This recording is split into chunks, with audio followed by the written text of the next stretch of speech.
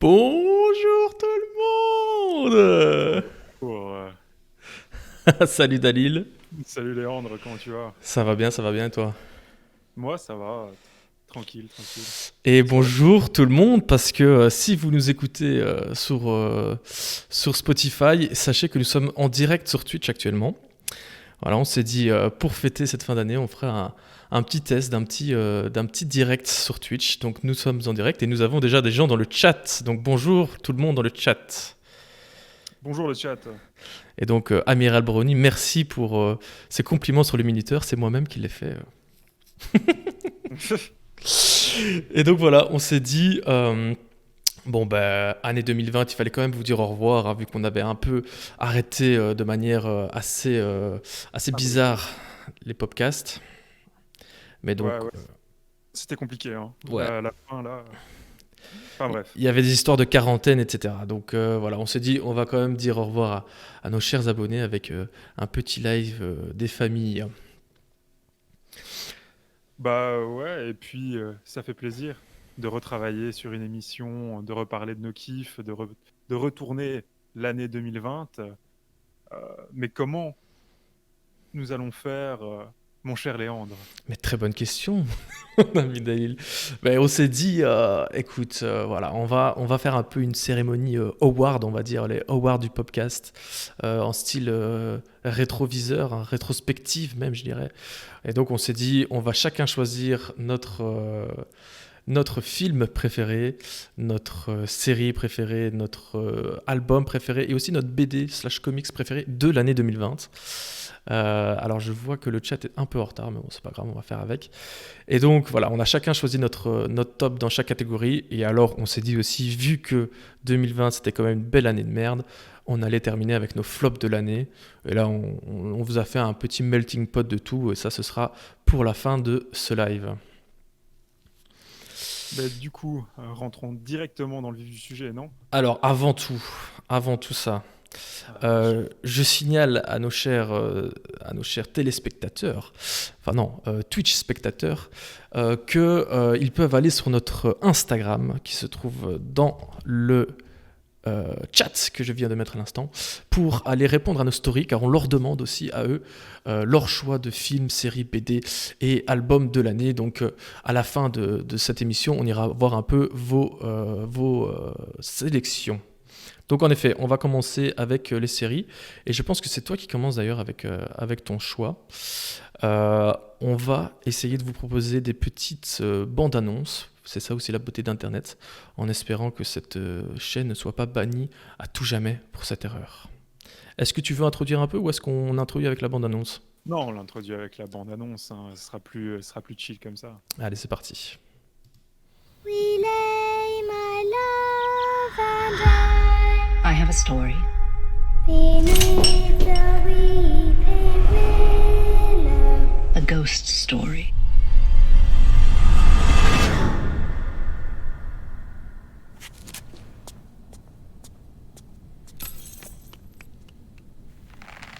Singing, oh, willow, waily by the tree that weeps with me. We lay my love and I beneath the weeping willow. And now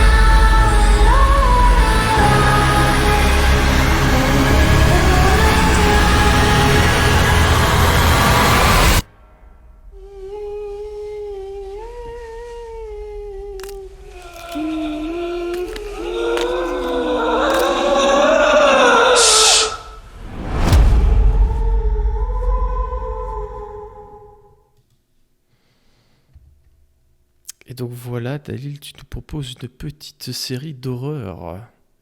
Ouais, bah du coup, c'est Bly Manor, enfin The Haunting of Bly Manor, qui est une adaptation du Tour d'écrou de Henry James, qui est sorti, enfin c'est une nouvelle qui est sortie en 1898, pour parler en français, 1898 pour nous Belges. Euh, Bah du coup, moi, c'est un coup de cœur, hein. Bah, déjà de base, la, la saison 1, enfin la saison 1 Hill House, c'était quand même assez ouf pour moi qui suis fan de Ouais. tout ça. tout ce genre. Et ici, Bly Manor, ça va raconter, comme vous l'avez vu, l'histoire de cette dame, Dani, qui va se retrouver à babysitter Cho dans un grand manoir.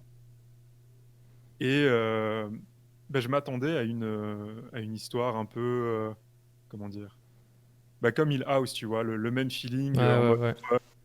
à te mettre un peu mal à l'aise, avec des grosses révélations et tout.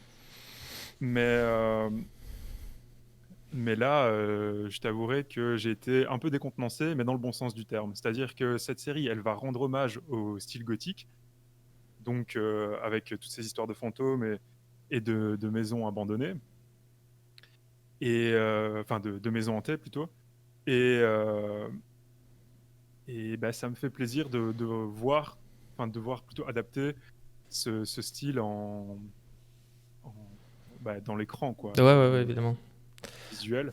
Parce que c'est pas que ça s'est jamais vu, mais c'est super rare en fait, du vrai gothique comme ça. Parce que, je veux dire, quand tu lis un bouquin gothique, donc le plus grand bouquin gothique auquel tu peux penser, c'est Frankenstein de Mary Shelley. Et Hunting arrive à retranscrire ce même feeling, tu vois. Et en plus ici, ça va vraiment loin dans l'hommage, puisque tu vas avoir tout le thème de l'amour. Et ce qui est vraiment génial, c'est qu'il va être abordé sous différentes facettes. Mhm. Et je n'ai pas trop envie de spoiler Ouais, non, évitons. au niveau de ces facettes-là, mais en gros, tout le spectre y passe, et c'est ça qui fait la beauté, et c'est ça qui fait que c'est mon gros coup de cœur. Et puis, petit fun fact quand même. Les fun facts de Dalil. Voilà, un vrai fun fact. J'ai genre mené un peu une petite enquête, et dans l'épisode 1, si tu veux, il y a un numéro de téléphone qui est comment dire en français, Composé. et ouais, qui est montré à l'écran. Ouais. Et du coup, si tu appelles ce numéro de téléphone, tu vas tomber sur une voix Bien creepy. irritante. Non, pas du Ah. tout creepy en fait. C'est les deux gamins qui vont te Ah, répondre. bah ouais, mais c'est creepy à mort, gros. Tu trouves? Moi, je trouve ça c'est mignon. Oh Puis, non. ils ont des petites voix toutes fluettes, etc. Non, moi j'aime bien. Bah, Ouais, voilà. moi, tu sais bien, les films d'horreur, enfin, tout ce qui est horreur, pour moi, c'est vraiment très, très compliqué, hein. On avait d'ailleurs préparé une super émission pour Halloween qu'on n'a malheureusement pas pu enregistrer encore à cause de ce sacré Covid. Coronavirus. Colère de virus. Et donc, j'ai quand même fait un peu mon devoir. Tu m'as dit que tu allais parler de cette série. J'ai regardé le premier épisode, mais pas plus. Tu vois, en plus, les enfants, gros. Moi, les enfants, c'est hors de question, gros. Ils étaient trop creepy à mort. Ah ouais, non, j'ai pas pu. Franchement, j'ai regardé un épisode. Et en plus, c'était le premier épisode. Donc, je pense que c'était. Non, je me suis pas chié dessus, mais j'étais pas. Enfin, je sentais que ça allait pas aller, tu vois. Donc, j'ai arrêté. Donc voilà. Après, Mais j'étais très content de retrouver Carla Gugino, celle qui raconte l'histoire au tout début. Ouais, mais elle est déjà dans la saison 1. Hein. Oui, j'ai vu ça. Mais parce que c'était la maman dans Spy Kids. Bien sûr. Mais oui. Et en plus, Rodriguez vient de ressortir un film, la suite de Ava Girl et Shark Boy. Et elle est encore là, non? Je sais pas si elle est encore là, mais en tout cas, j'ai vu. Il a repris les mêmes acteurs. J'ai vu que c'était un peu sa petite chouchoute. Il était dans pas mal de ses films. Ah ouais, mais tous les acteurs latinas, il les prend. Lui, il sait les reconnaître. Bah écoute, merci Dalil. N'hésitez pas à réagir évidemment dans le chat. Je vois des gens qui ont l'air intéressés par ta série. Donc c'est plutôt sympa. C'est combien? C'est 8 heures, je pense, de série. Et puis c'est vraiment génial. Ça te remet une claque. Moi, ma blonde, elle a chialé comme une madeleine sur le dernier épisode. C'est une belle histoire. Ah non, c'est vraiment magnifique, c'est vraiment touchant.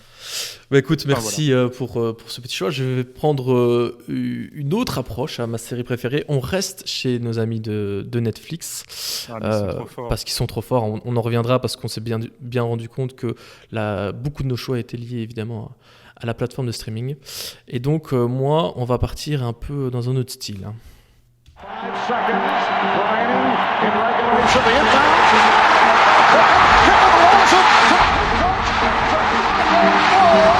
Have won their fifth championship in the Lions.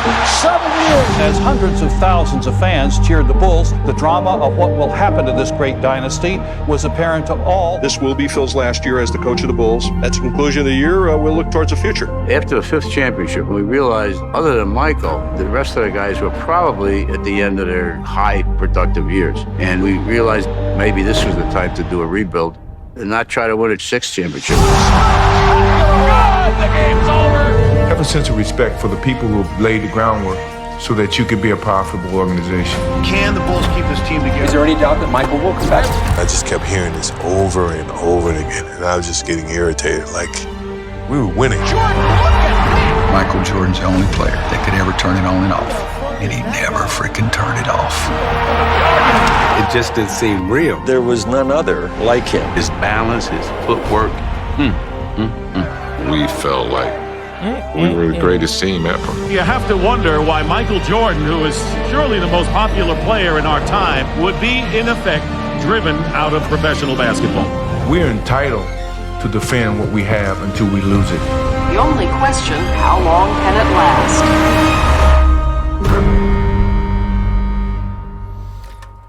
Tadam.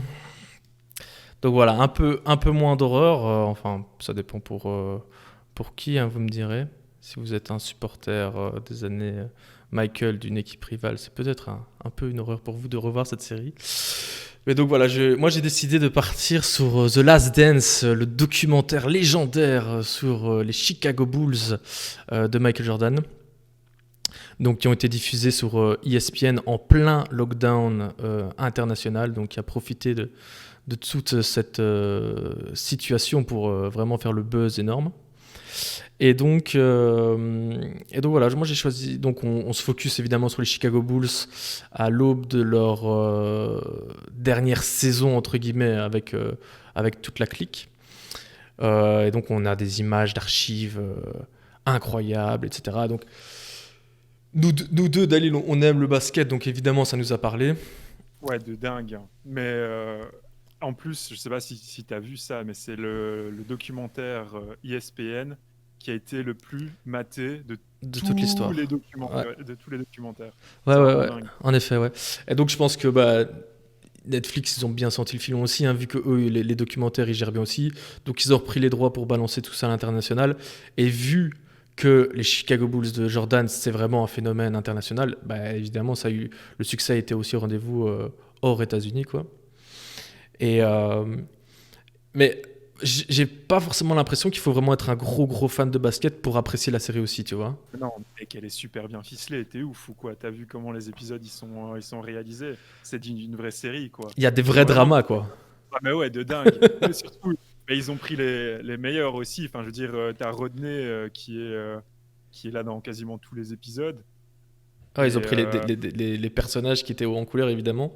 De fou. Et alors, tu as évidemment les dramas entre différents joueurs de cette époque-là. Donc, il y a eu pas mal de polémiques aussi à la fin de la série parce qu'il y a des joueurs comme comment il s'appelle encore, Horace Grant, qui était son coéquipier à un moment donné, qui ont dit ouais, c'était la version de Jordan, quoi. C'était pas la version. Donc, il y a des trucs qui sont passés un peu sous scellés, des petites choses qu'on sait sur Jordan qui n'ont pas vraiment été explorées et des petites attaques personnelles qui n'ont pas pu être répondues, évidemment. Par les joueurs en question.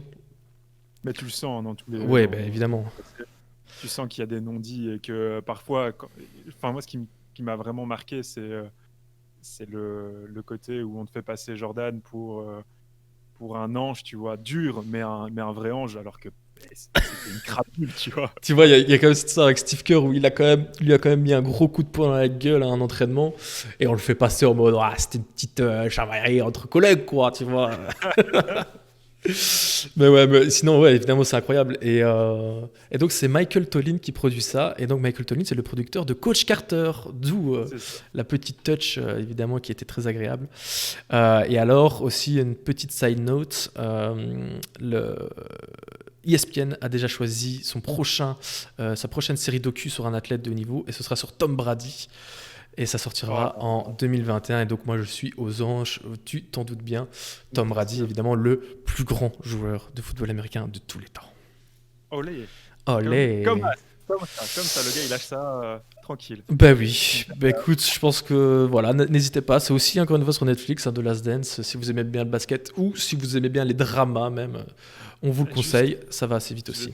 C'est juste un truc qui m'avait fait rire quand j'ai regardé la bande-annonce, j'y repensais. Tu vois, tous ces moments où Jordan, il est assis dans son fauteuil. Enfin, avec son gros cigare.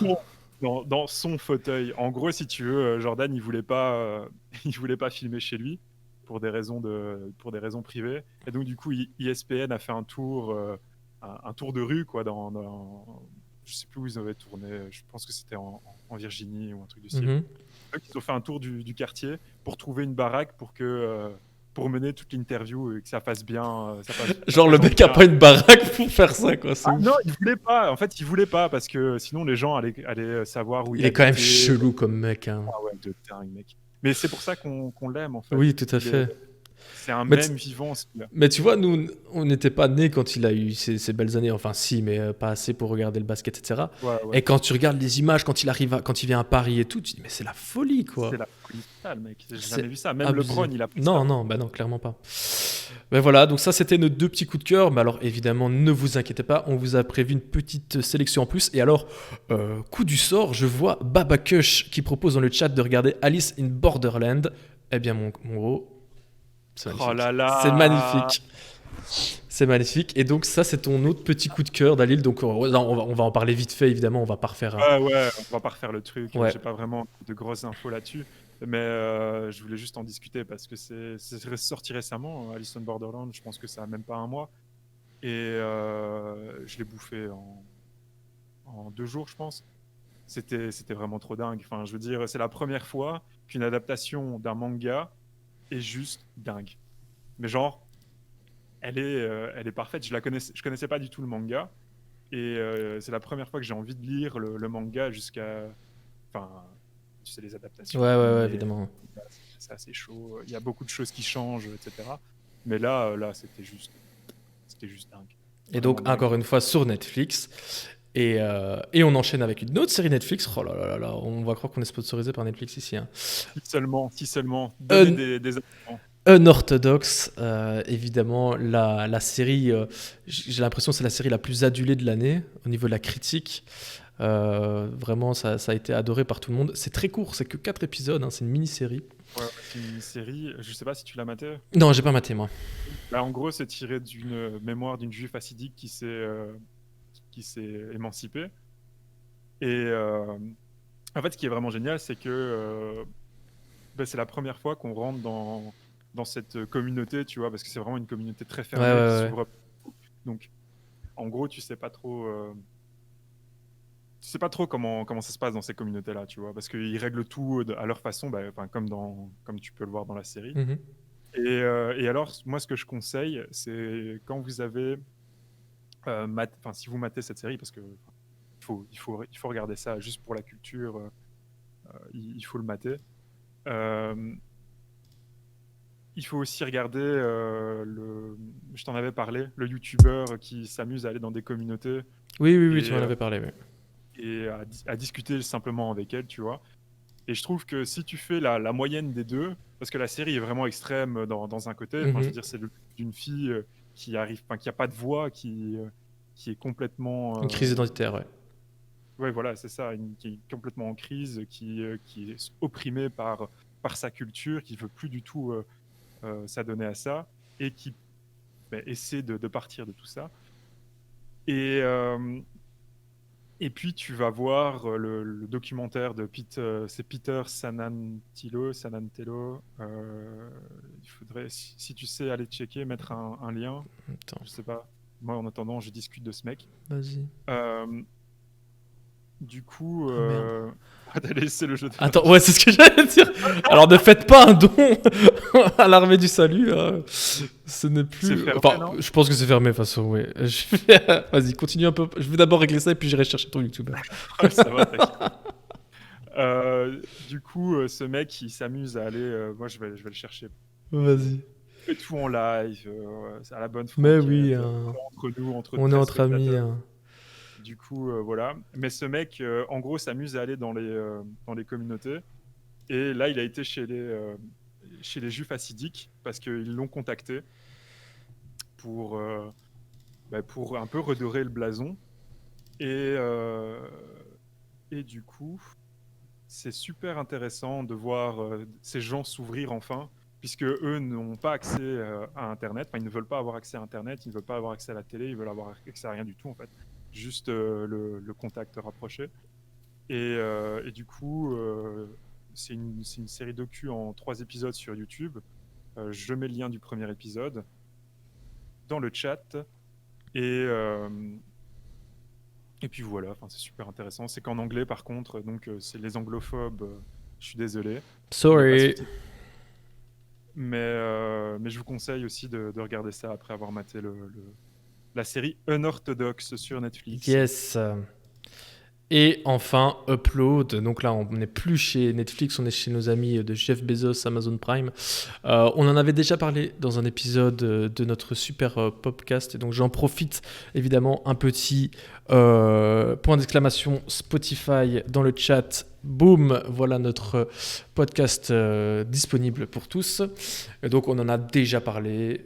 Si ça vous intéresse, je vous invite à aller réécouter ce podcast en l'occurrence.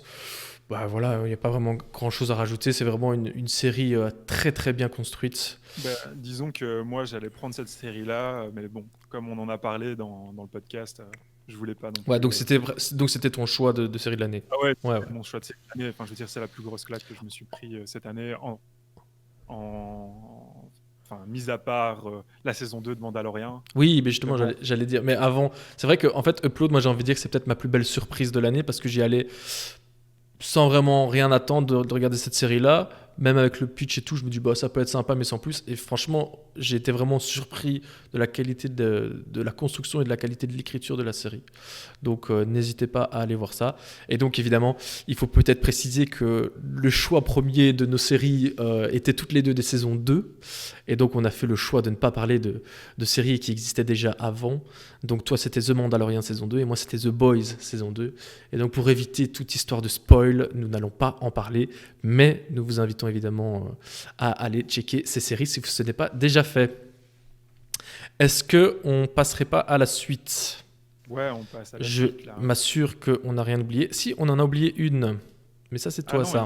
Il y a Midnight Gospel, bien sûr. Midnight Gospel, mon chouchou, qui pourra pas plaire à tout le monde parce que c'est un sale délire psychédélique. Wet Tiger King, c'est parce que je suis en train de lire le chat. Ouais, moi aussi, ouais. Oui, Midnight Gospel, c'est juste ouf en fait. En gros, c'est un mec qui a fait un podcast où il invite des gens sous LSD. Non, c'est pas sous LSD. Ça a l'air. Mais oui, c'est un peu, c'est vachement sous LSD. C'est vraiment un trip psychédélique. Et donc, en gros, il y a une thématique par épisode, que ça soit la mort, etc. Mais chaque invité, Admiral Bond. Ouais, j'avoue, il est là plus. Non, désolé, nous avons mis que Spotify et je ne sais plus quoi d'autre. Bref, vas-y, continue. Bref, du coup, il invite à chaque fois des guests qui sont très intéressants sur la question. Tu vois, par exemple, quand on va parler de la mort, eh bien, ce sera une meuf qui gère qui va discuter de ça, tu vois. Ah, c'est intéressant ça. Mais attends, donc c'est pas plein de trucs à l'écran et ça a en rapport, mais pas trop avec le discours. Mais si je vous conseille de regarder un seul épisode, parce que je veux dire, ça suit, mais sans suivre, tu vois, parce que c'est des épisodes. Ouais, évidemment, ouais. Regardez le dernier épisode de la saison, il est juste magnifique. Et donc c'est des podcasts qui sont animés, on va dire. Enfin, c'est ça, c'est ça. Et là, en fait, il a créé une histoire autour de son personnage principal que tu vois sur l'affiche ici. Ouais. Pas vu. Bah écoutez, on va relancer tout ça alors. Je vous propose donc, pour faire un petit récapitulatif, mon choix de l'album de l'année était Modus Vivendi de O7 Shake. Pour ceux qui me connaissent, ce n'est pas étonnant. Mon artiste préféré de Spotify, évidemment. Je suis dans les top 0,5% de ses auditeurs les plus fidèles. Mais donc, je n'allais pas en parler vu que, comme Upload tantôt, c'était un sujet qu'on avait déjà abordé dans notre podcast, le premier d'ailleurs. Donc, si vous voulez aller l'écouter, n'hésitez n'hésitez pas à aller faire ça sur notre Spotify. Hop là, un peu de promo. Et alors j'en profite, tant qu'on y est, n'hésitez pas à aller répondre à nos stories sur Insta pour nous donner vos sélections. On en parlera juste après. Donc on est reparti sur mon choix. Marc Rebillet qui nous propose un petit live de sa chambre d'hôtel.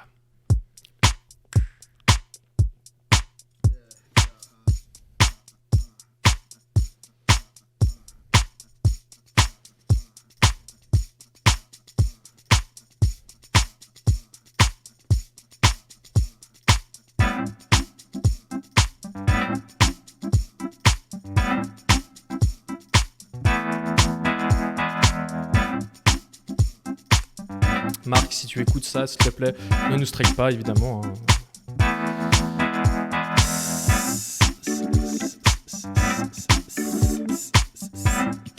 Oui, le chat est beaucoup plus réactif, c'est beaucoup plus agréable.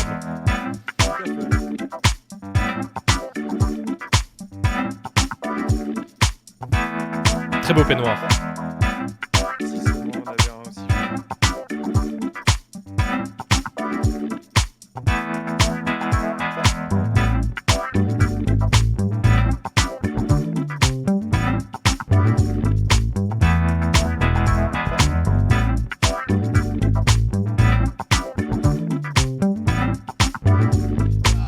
Impossible for me not to fall in love with you. Il est incroyable quoi.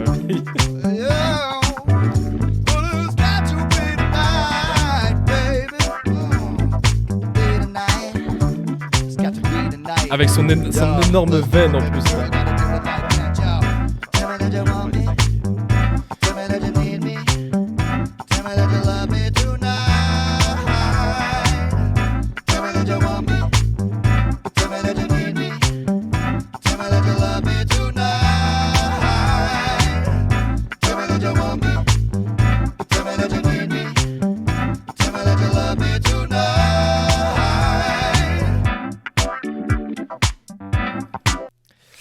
Et voilà, donc ça c'est mon petit bonheur de cette année 2020 qui n'était pas forcément facile évidemment, hein, tous les jours on le sait, on ne va pas reparler de la situation qu'on a connue.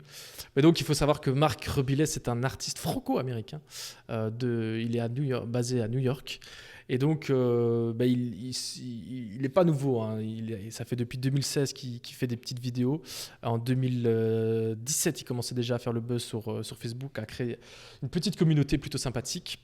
Et donc, il a déjà 2 albums et 3 EP à son actif. Et pendant le début du lockdown, il devait faire une petite tournée en Australie et en Nouvelle-Zélande. Malheureusement, évidemment, ça a été annulé. Et donc, il a décidé de faire sa tournée en direct sur Twitch. Et donc, tous les soirs de concert, il faisait un live Twitch au nom de la ville sur laquelle il devait être.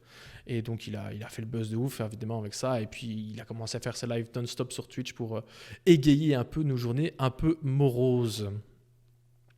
Mais donc, on le kiffe. Enfin, je pense que c'est évident. Tu peux pas ne pas aimer ce type, tu vois. Parce que déjà...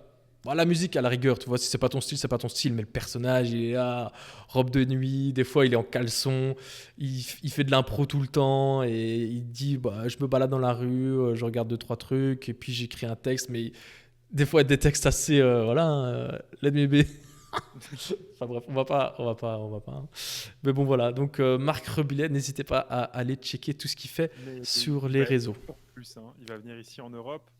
J'ai vu qu'il allait faire des festivals si ça se tient toujours. Normalement, oui, je l'espère. Mais du coup, je l'ai vu, un festival en France à 5 heures de route d'ici. Et, ça doit être incroyable, un festival. Mais mec, il doit être juste incroyable en live.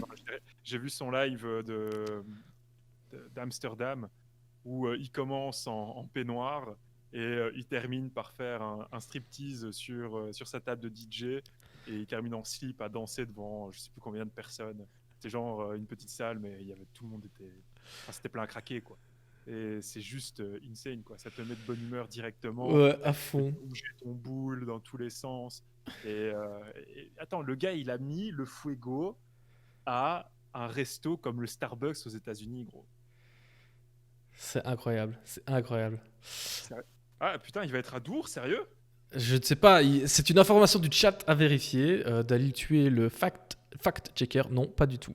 Je pense que c'était juste une petite farce. Mais c'est pas drôle. Ah, me le place smeu là. Punaise. Mais moi, admin que je le bats. C'est vrai que ça pourrait être dans le stream. Ouais, non, franchement, ce serait vachement classe. Ce serait incroyable. Moi, franchement, s'il vient, je pense que j'y vais. C'est parce que ça en vaut la peine, je pense. Ben voilà pour mon choix. On va passer au tien, tout doucement. Oui, tout doucement. Si tout va bien. Attends, parce que là... Hop. Ben oui, évidemment, on a relancé ça. Donc, on revoit les séries super sympathiques dont on a déjà parlé. Et on arrive... Donc ça, c'est mon album de l'année. Allez l'écouter, évidemment. Modus Vivendi de Seven Shake. Incroyable album. Et voilà ton album de l'année. C'est ça. Moi, ça faisait 4 ans d'attente, 4 ans que je me repassais RTJ 1 à 3 en boucle. Je connaissais toutes les paroles par cœur de chaque chanson. Et puis, il y a eu la news, gros. Quand j'ai eu la news, j'étais juste au max. Mais peut-être peux-tu nous dire de qui il s'agit?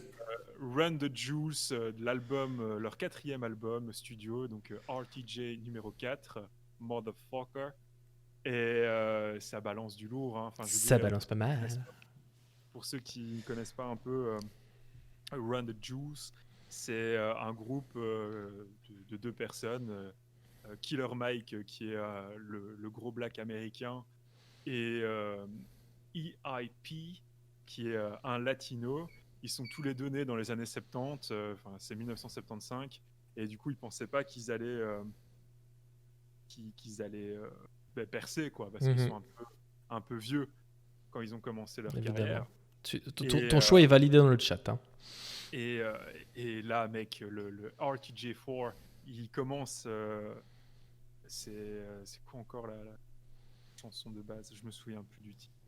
Mais je vais te dire ça tout de suite. Que du lourd, une grosse claque, et ça s'arrête pas, quoi. Yankees and the Brave. C'est ça, Yankees and the Brave. T'as les grosses basses qui commencent. Malheureusement, on peut pas le balancer en. Et non, là, ça va être un peu compliqué là. Et alors, on me parle de Drones over Brooklyn. Oui, super bon, bien sûr. Attends, qu'est-ce que j'en étais où, moi? Oui. Et donc voilà, ça y va jusque loin. Et en gros, si tu veux, normalement, il devait sortir le 5 juin 2020. Et le truc, c'est qu'il y a eu toute l'affaire, etc. Donc l'album est sorti beaucoup plus tôt. Je pense que c'est intéressant, je me permets de te couper, parce que c'est très intéressant que tu parles de ça, parce que justement, moi, Killer Mike, je le connais beaucoup plus en tant qu'activiste qu'en tant qu'artiste. Parce qu'il faut savoir donc qu'un membre, enfin 50% de Run the Juice, c'est donc Killer Mike, qui est très très actif sur la politique, les droits civiques aux États-Unis. Et donc voilà, évidemment, l'affaire George Floyd a fait qu'il était très très occupé. Ouais, et bien du coup, pour continuer dans cet activisme, ils ont balancé l'album gratuitement sur leur site, et tu pouvais faire des dons. En fait, ils t'invitaient à faire un don à la National Lawyers Guild Mass Defense Fund, un organisme comportant des avocats ou des apprentis pour défendre tout ce qui est activistes, politiques, manifestants, etc. Et leur action, en 15 heures, a récolté plus de $50,000. Damn. C'est quand même ouf. Ouais. Et puis tu as la chanson, moi c'est ma musique préf de tout l'album, c'est Walking in the Snow. Elle est juste, les mecs, insane. C'est la chanson qui les caractérise au max. Est-ce qu'on tente de mettre l'intro 5 secondes ou est-ce que c'est risqué? C'est risqué. Hein, ok, on risque pas. On risque pas, ça n'en vaut pas la peine. Ça, ouais, après, ça se trouve, Marc va nous, hein. Mais bon, bref.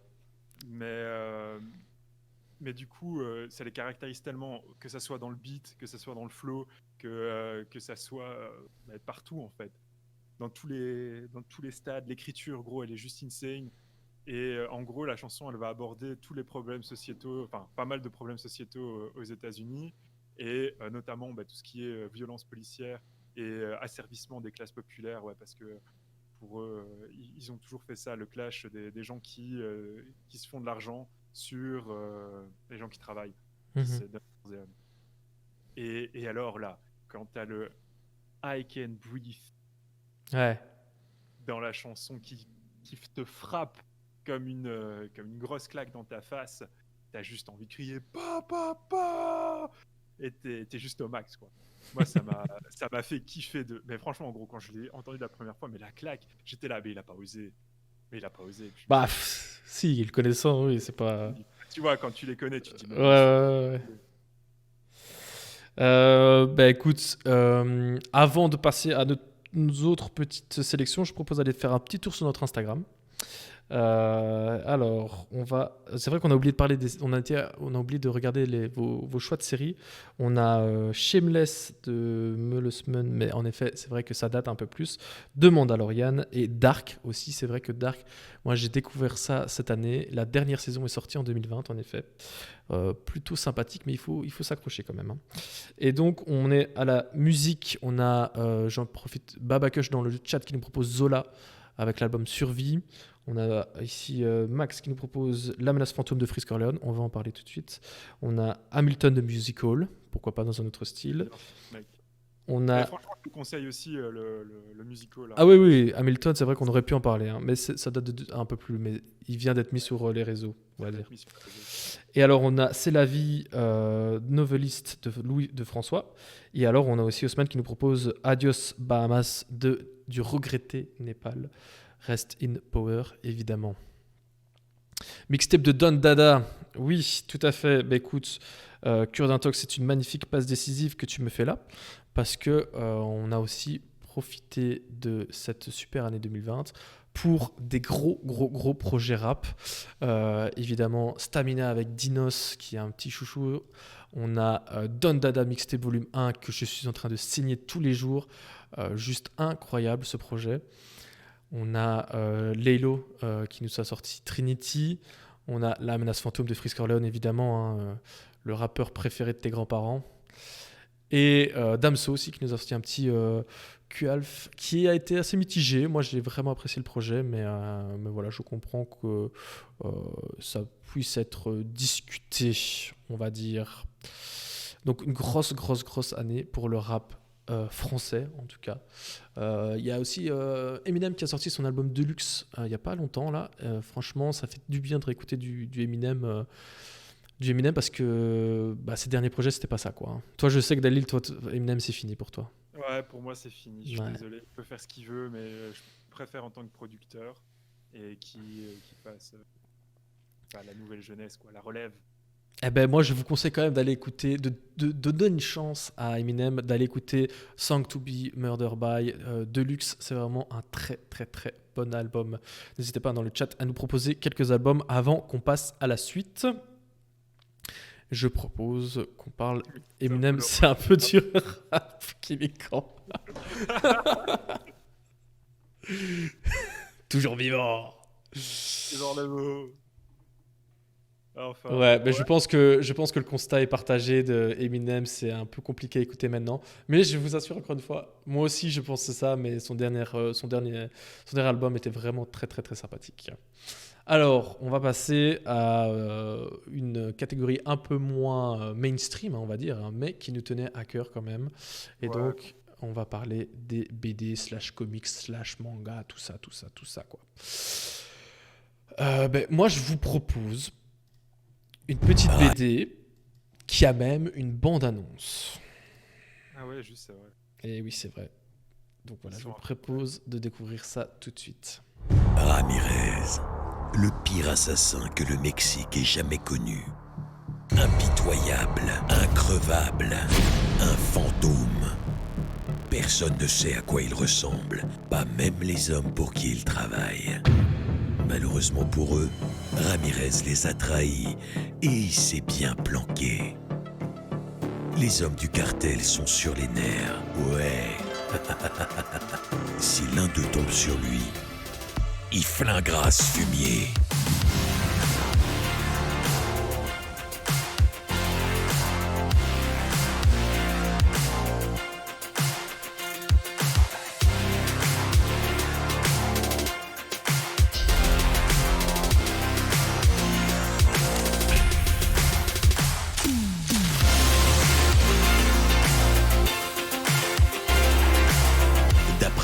histoire vraie.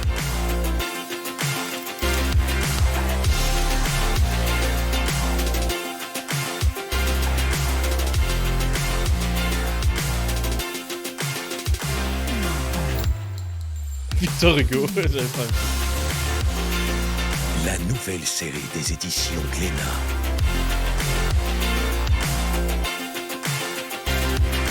Attache ta ceinture et mets-toi à l'aise pour vivre la grande aventure. Il faut flinguer Ramirez. Retrouve plus d'informations sur 3615 Ramirez. Ah oui, non. flinguerramirez.com. Voilà. Voilà.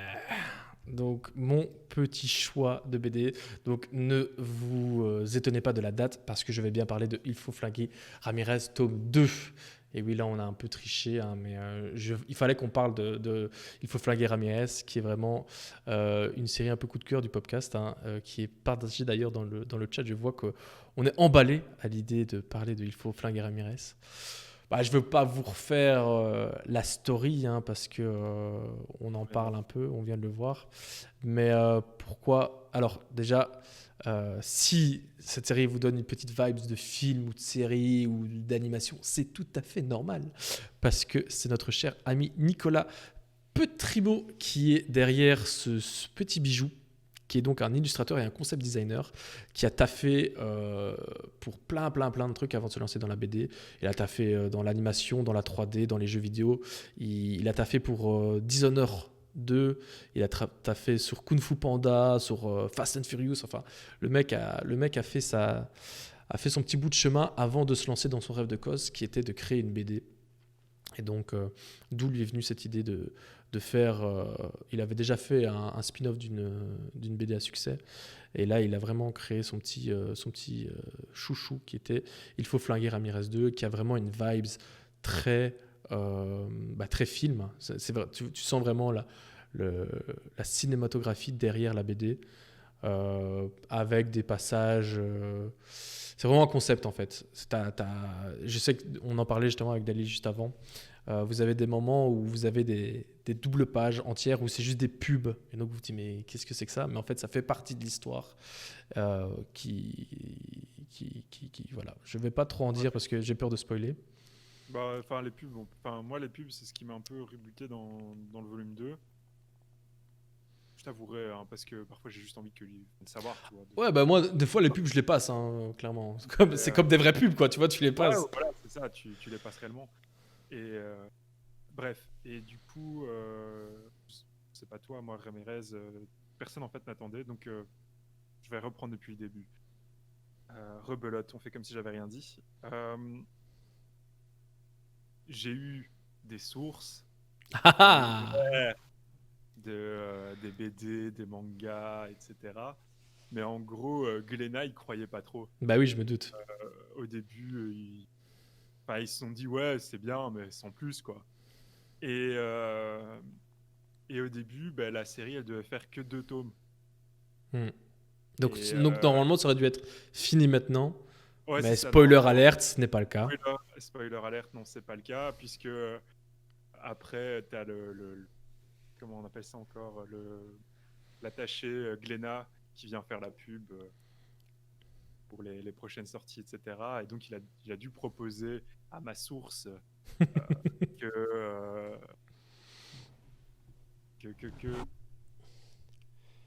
on voit que tu sais pas ce que tu peux dire.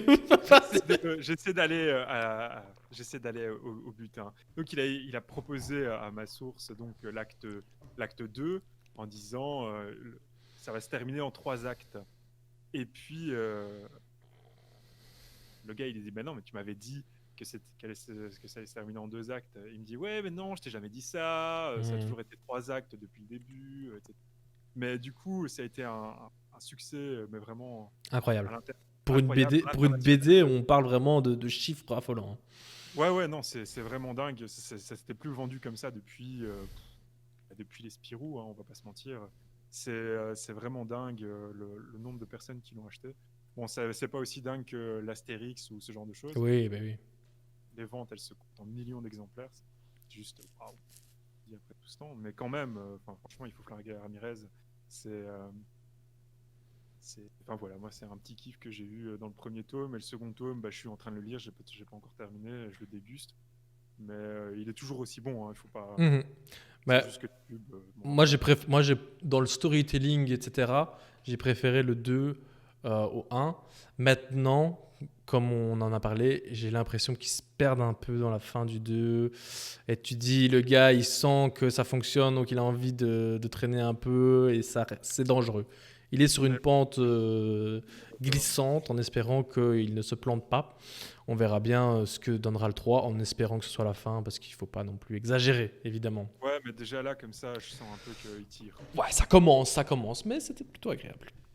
Ouais, j'avoue. Et donc, on va parler de ta BD à toi, qui n'est pas une BD, Ouais, qui est un comics. Un comics qui m'a fait découvrir le label 619, qui s'appelle Loba Loca, comme vous pouvez le lire. Et Loba Loca, ça va suivre l'histoire de cette jeune fille que vous voyez là, sur la jaquette, qui s'appelle Guada. Et en gros, il va lui arriver il va se passer un truc vraiment spécial dans sa vie, qui va vraiment tout retourner. Et elle a des problèmes de colère, elle a des problèmes de gestion de colère, et donc du coup, elle va devoir apprendre à gérer tout ça. Et elle va faire une introspection sur vie, etc. en même temps. Elle va retourner à ses sources pour savoir, comme elle le dit dans le truc, phrase qu'on a entendue, c'est savoir d'où tu viens pour savoir où tu vas aller. C'est trop beau. Ouais. Et le truc avec les cendres aussi, là, c'était très beau aussi, ça, comme citation. Ceux qui étaient sous le Vésus sont morts de cendres. Enfin bref, je me rappelle plus. Ouais. Très très belle citation. Mais en gros, Loba Loca, j'avais pas lu, donc c'est un spin-off de Modafocaz, la série principale, qui est écrit par Run. Et là, c'est dessiné par Singelin. Le projet aurait pas du tout lieu si Singelin n'avait pas du tout accepté. Le Run l'a dit à plusieurs reprises. Il a dit moi, je te veux pour ce projet-là, sinon il tombe à l'eau. Et le gars, c'est le genre de gars à faire ce genre de bail, tu vois. Mm-hmm. C'est un mec qui respecte ce qu'il dit. Et là, c'est juste dingue. C'est en 6 volumes. Il y a l'intégrale. J'ai aussi un peu triché, c'est-à-dire que le premier volume, il est sorti en 2019. Le tricheur. Mais non, mais attends, parce que l'intégrale vient de sortir maintenant. Mais oui. Et je vous conseille de partir en librairie pour pouvoir le lire. C'est clair. Moi aussi, franchement, tu me l'as donné, là, je l'ai dévoré, ça se lit très très vite. C'est très très agréable à lire. Et alors, je sais que dans le chat, il y a des amateurs de WWE, de catch. Et donc, il y a une touch de ça, évidemment. Donc, n'hésitez pas à vous ruer dessus. Et alors, évidemment, la meilleure adresse pour trouver ces deux magnifiques BD, c'est bien sûr Ligne Claire Armand. Ça, on ne doit plus vous le dire. Et alors, 619, le label, il faut quand même rappeler, on en a déjà parlé. C'est aussi notre coup de cœur Carbone et Silicium de Mathieu Bablet. On n'en a pas parlé, évidemment, vu qu'on a consacré un podcast spécialement à cette BD. Mais donc, si vous débutez un peu dans tout ce qui est comics, BD, etc., le label 619, c'est une valeur sûre. Et en plus, Meulsmeux, tu peux choper l'édition Canal BD qui a un tirage limité. Je pense qu'il n'y a même pas une grande différence. Si tu vas à Ligne Claire, il n'y a pas une grande grande différence de prix. Je pense que ça doit se chiffrer en 1 ou 2, mais c'est un ouvrage collector. Voilà. Et tu dis que c'est le podcast qui t'envoie, évidemment. Ouais, tu dis que c'est le podcast qui t'envoie. Ça va lui faire plaisir. Et du coup, franchement, je te la conseille. Elle est vraiment, vraiment, vraiment, vraiment géniale. Je vais aller checker vite fait sur notre super Instagram. Alors, je vais checker vite fait sur Ligne Claire. Vas-y. Donc, on a d'ailleurs Max qui nous propose Game of Thrones, une série parodique sur Game of Thrones, je suppose. On a The War of the Realm, donc un petit comics. Si vous aimez bien tout ce qui est Avengers, etc., c'est un peu dans cette veine-là.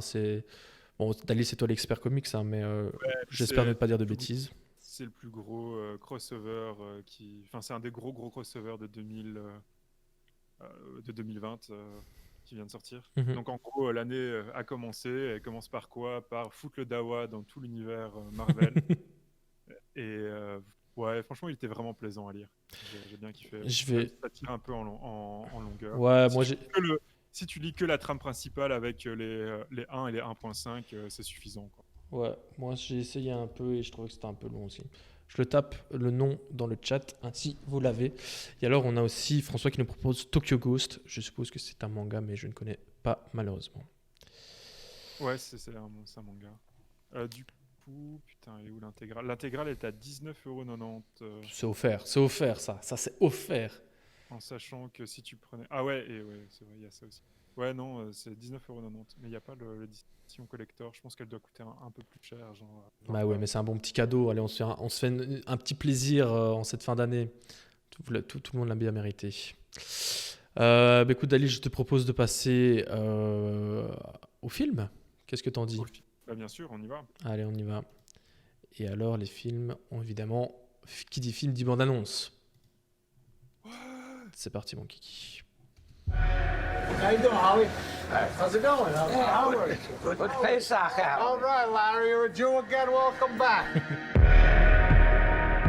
Oh, Netflix. I made a crazy risk, a gamble, and it's about to pay off. So I want the Celtics to cover. I want the Celtics halftime. I want Garnett points and rebounds. What do you know? I don't know. I just know. What's the dumbest bet I ever heard of? I disagree. I disagree, Gary. What is that? I started this. Are you serious?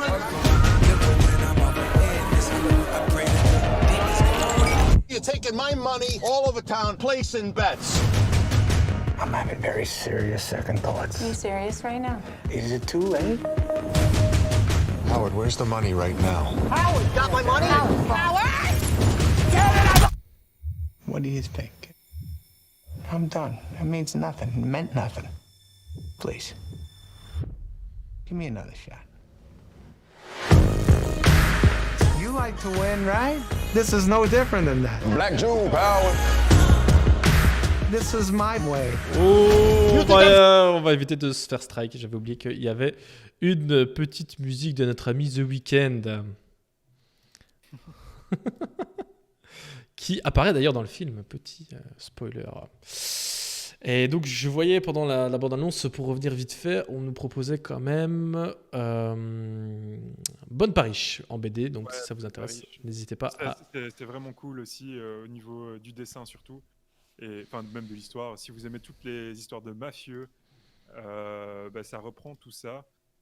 Franchement, je le conseille, mais c'est juste dingue. J'ai lu le premier tome, je me suis pris une sale claque. Et j'ai pas encore lu le deuxième tome, par contre. Mais ça fait un petit peu. Ok. Mais je me le réserve. C'est une série finie en 3 tomes, il faut le savoir aussi. Donc, revenons-en à nos moutons, et donc, en l'occurrence, à Adam Sandler, qui est méconnaissable dans ce film des frères Safdie. Donc, on parle de Uncut Gem, encore une production Netflix. En fait, tu vois, je me rends compte en ayant taffé sur le truc, c'est que c'était une mauvaise année pour tout ce qui était complexe cinéma, même pour les gros studios qui n'ont pas pu sortir leur gros trucs. Mais Netflix, ils se sont mis bien les cocos, hein. Ouais, de dingue, mec. Que ce soit niveau série, film, documentaire, ils étaient sur tous les dos, quoi. C'était abusé. C'était vraiment abusé. Ouais. Et donc, je vais vous parler de Uncut Gem, qui, encore une fois, a été apprécié du podcast. Donc, pas trop aimé perso, Uncut Gem, peut-être le fait que ce soit un blocage avec Sandler dans son rôle. Eh bien, justement, ouais, c'est très intéressant que tu dises ça, Cure d'Intox, parce que on le reconnaît pas forcément, mais donc c'est bien Adam Sandler, hein, le Adam Sandler de de Jules et Julia, là, enfin, je sais plus comment ça s'appelle, bref. Ce film avec le plus de Razzie Awards. Ouais, c'est ça. Et Adam Sandler, je pense que c'est l'acteur avec le plus de Razzie Awards de l'histoire, hein, carrément. Ouais, vraiment un monstre du cinéma comique bien typique américain. Et donc voilà, Maxou par contre qui est lui intéressé, donc c'est très intéressant de voir votre réaction directe. Et donc évidemment Adam, il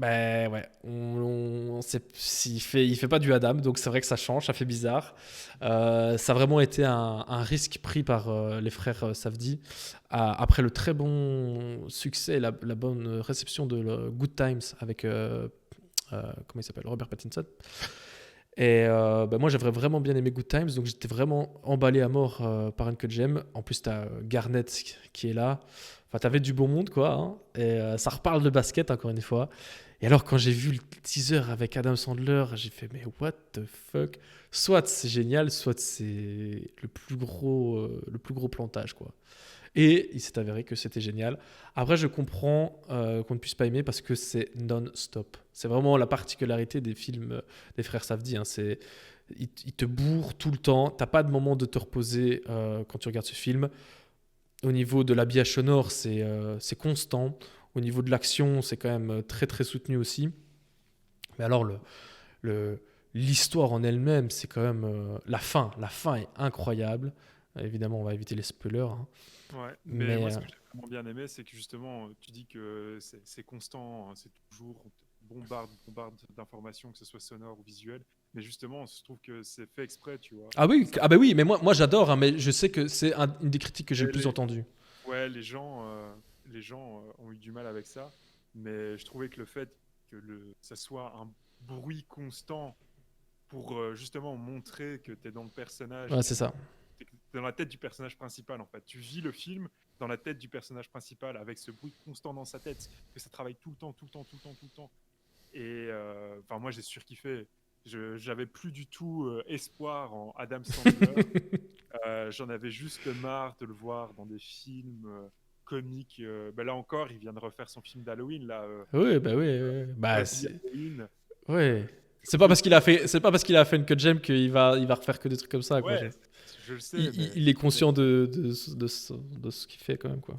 Mais là, le truc Uncut Gem, je me suis pris une claque, hein, parce que en fait, c'est ça qui me fait chier. C'est genre le gars, dans Uncut Gem, il te dit ouais, je sais jouer, j'ai du talent, et en fait, j'en ai rien à foutre, je vais juste m'éclater avec mes potes.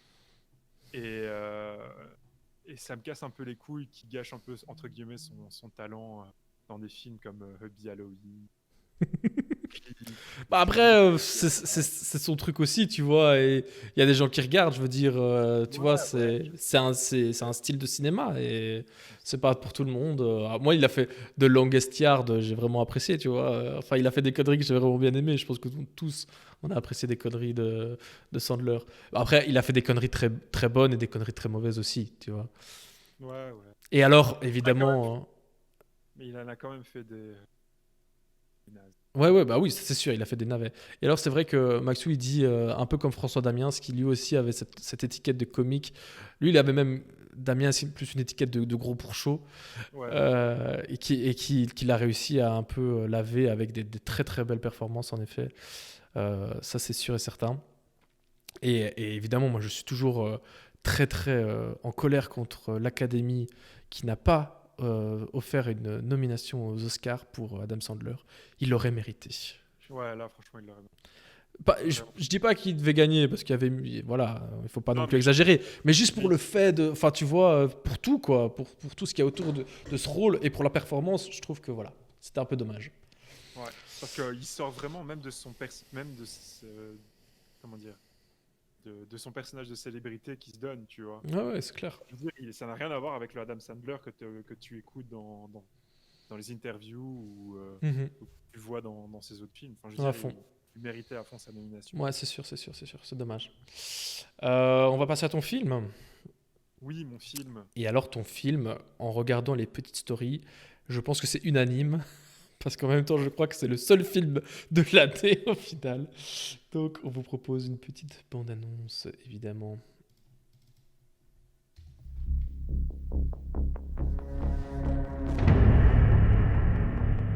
We all believe we'd run into the burning building. But until we feel that heat, we can never know.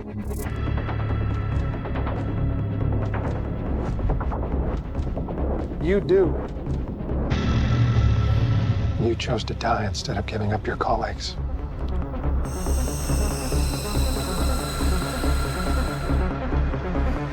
That test you passed? Not everybody does. Welcome to the afterlife.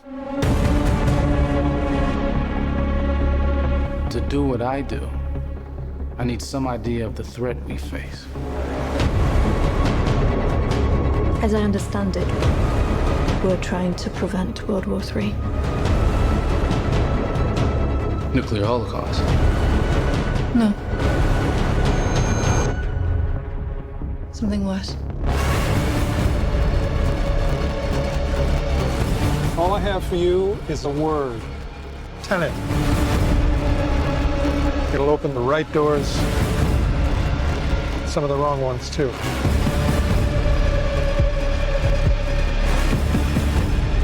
You have to start looking at the world in a new way.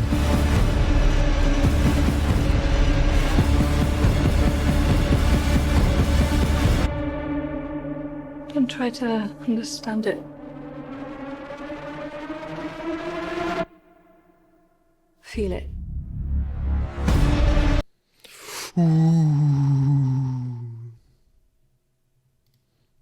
Et donc évidemment, hein, on parle de Tenet,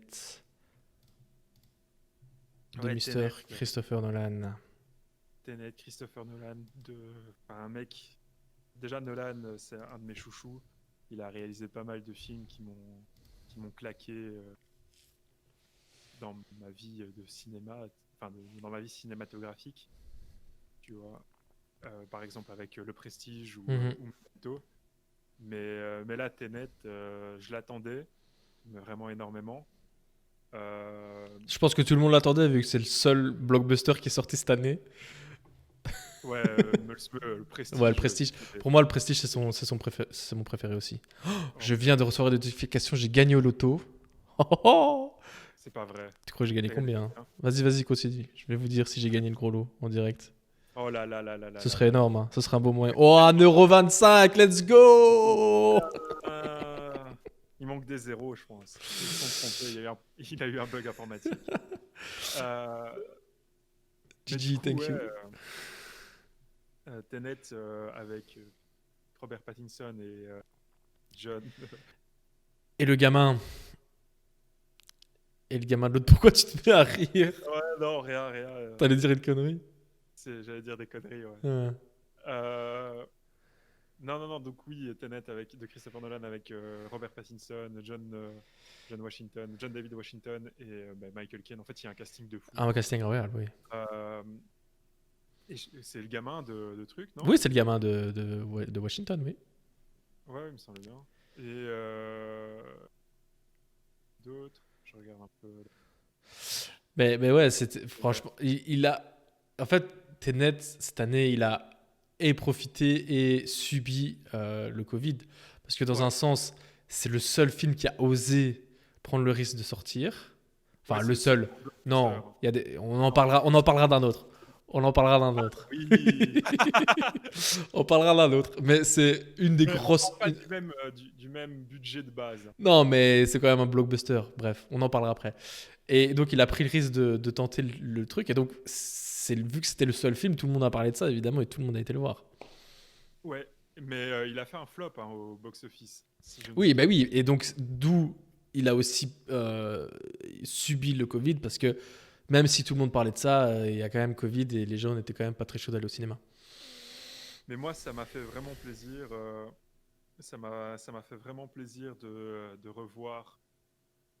En fait, d'aller au cinéma, parce que bon, on sortait du confinement, tu vois. C'était un vrai plaisir, c'est vrai ça. De retourner au cinéma. Et je retourne au cinéma, je vois quoi? Je vois Tenet. Et alors la bande son, mec. La bande son, Ludwig, mon amour. Avant, j'avais Hans Zimmer dans mon cœur. Mais attends. C'est pas Hans Zimmer qui fait la musique d'un Christopher Nolan? Non. Oh Attends. Je savais pas. Tu sais c'est quoi le truc? Non. Donc, ils se sont brouillés comme Tim Burton et l'autre? Non, vas-y. Attends, donc du coup, ce qui se passe, c'est que t'as Nolan qui fait son projet. Et puis forcément, tu vois, Nolan, Zimmer, c'est c'est un amour. C'est comme si c'est comme le peanut butter et le jelly. Voilà, c'est ça. C'est comme si tu fais un Tim Burton mais sans Johnny Depp. Voilà. Tu vois, Tim Burton, Johnny Depp, c'est la base. Et il a été voir Nolan a été voir Zimmer et lui a dit: wesh, frérot, j'ai un film et je te veux. Et Zimmer, il lui a répondu, ah, Servet, je suis désolé, il y a Villeneuve qui m'a appelé pour Dune, ça fait 20 ans que je veux le produire, du coup, je me casse. Et il a laissé comme ça. Et puis, t'as ce mec, t'as Ludwig, qui se ramène. Ah, je savais pas. Qui a été nominé aux Oscars pour Black Panther. Et du coup, Nolan, il fait, wesh, tu voudrais pas faire le truc? Et ça a donné ça, quoi. Et Ludwig, il est encore plus insane que Zimmer, je trouve. Ouh, tu vas loin, là. Non, moi, je trouve que Zimmer, tu tournes quand même un peu en rond. C'est du Zimmer, quoi, ouais. Ouais, mais tu tournes un peu en rond, tandis que Ludwig, mon pote, Ludwig, c'est celui qui a fait le main theme de Mandalorian récemment. Ah, le petit touloulou. Ouais, c'est ça. Et et alors là, la bande son, mec, mais quand t'as les basses, parce que j'étais le voir au Kinépolis. Excuse. Là, je l'avais en VO. Enfin bref, il y a une histoire aussi racontée là-dessus. Reste sur la musique. Et donc du coup, t'as les premières notes qui se ramènent. Tu sais, c'est la scène de l'opéra.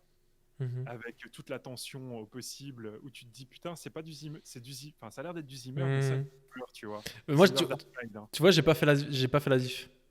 Et puis ça sonne, tu vois. Et là, je suis au max, quoi. Je suis juste au max pendant les 2h30 de film. La bande son, elle porte le film. Le film se regarde. Imagine, je pense. On n'a pas tous les mêmes budgets. Hein. Et ouais, il a été le voir avec moi en plus, le con. Et il était là au Kinépolis. Bref. Et je trouve que le film s'écoute autant qu'il se regarde, tu vois. Et c'est ça que je... C'est beau ce que je viens de dire. Après, l'histoire, c'est du Nolan, tu vois. Oui. Ouais, c'est... Enfin, je veux dire, là, c'est le film... Je trouve qu'il s'est auto-parodié. Oui, c'est ce que j'allais dire, parce que...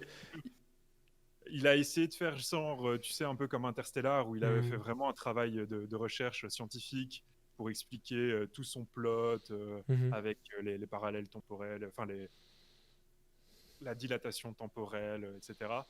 Et ici, il a essayé d'aller moins dans... justement, non, Mulsman, ici, il est moins scientifique que dans Interstellar. C'est-à-dire qu'ici, il a beaucoup moins fait de recherche et ça se base moins sur des bases physiques de physique que le truc. Enfin, il essaie d'expliquer des trucs, mais ça tient pas. Ouais, tout l'aspect scientifique du truc, voilà quoi. Hein. Franchement, là, j'étais pas. Ouais, quand ils ont fait les explications scientifiques, j'étais en mode allez, arrête tes carabistouilles et continue le film, quoi. Et je m'en foutais en fait. L'histoire, je m'en foutais un peu. J'étais juste pris dans cet aspect de James Bond parce que c'est comme ça qu'il l'a vendu. Enfin, ça a eu une autre petite anecdote autour de Nolan, c'est que dans chaque film, il a beaucoup de, comment on appelle ça, de références. Tu vois, il demande à ses acteurs et à son crew de regarder des films qui l'ont inspiré pour le film. Ouais. Mais quoi.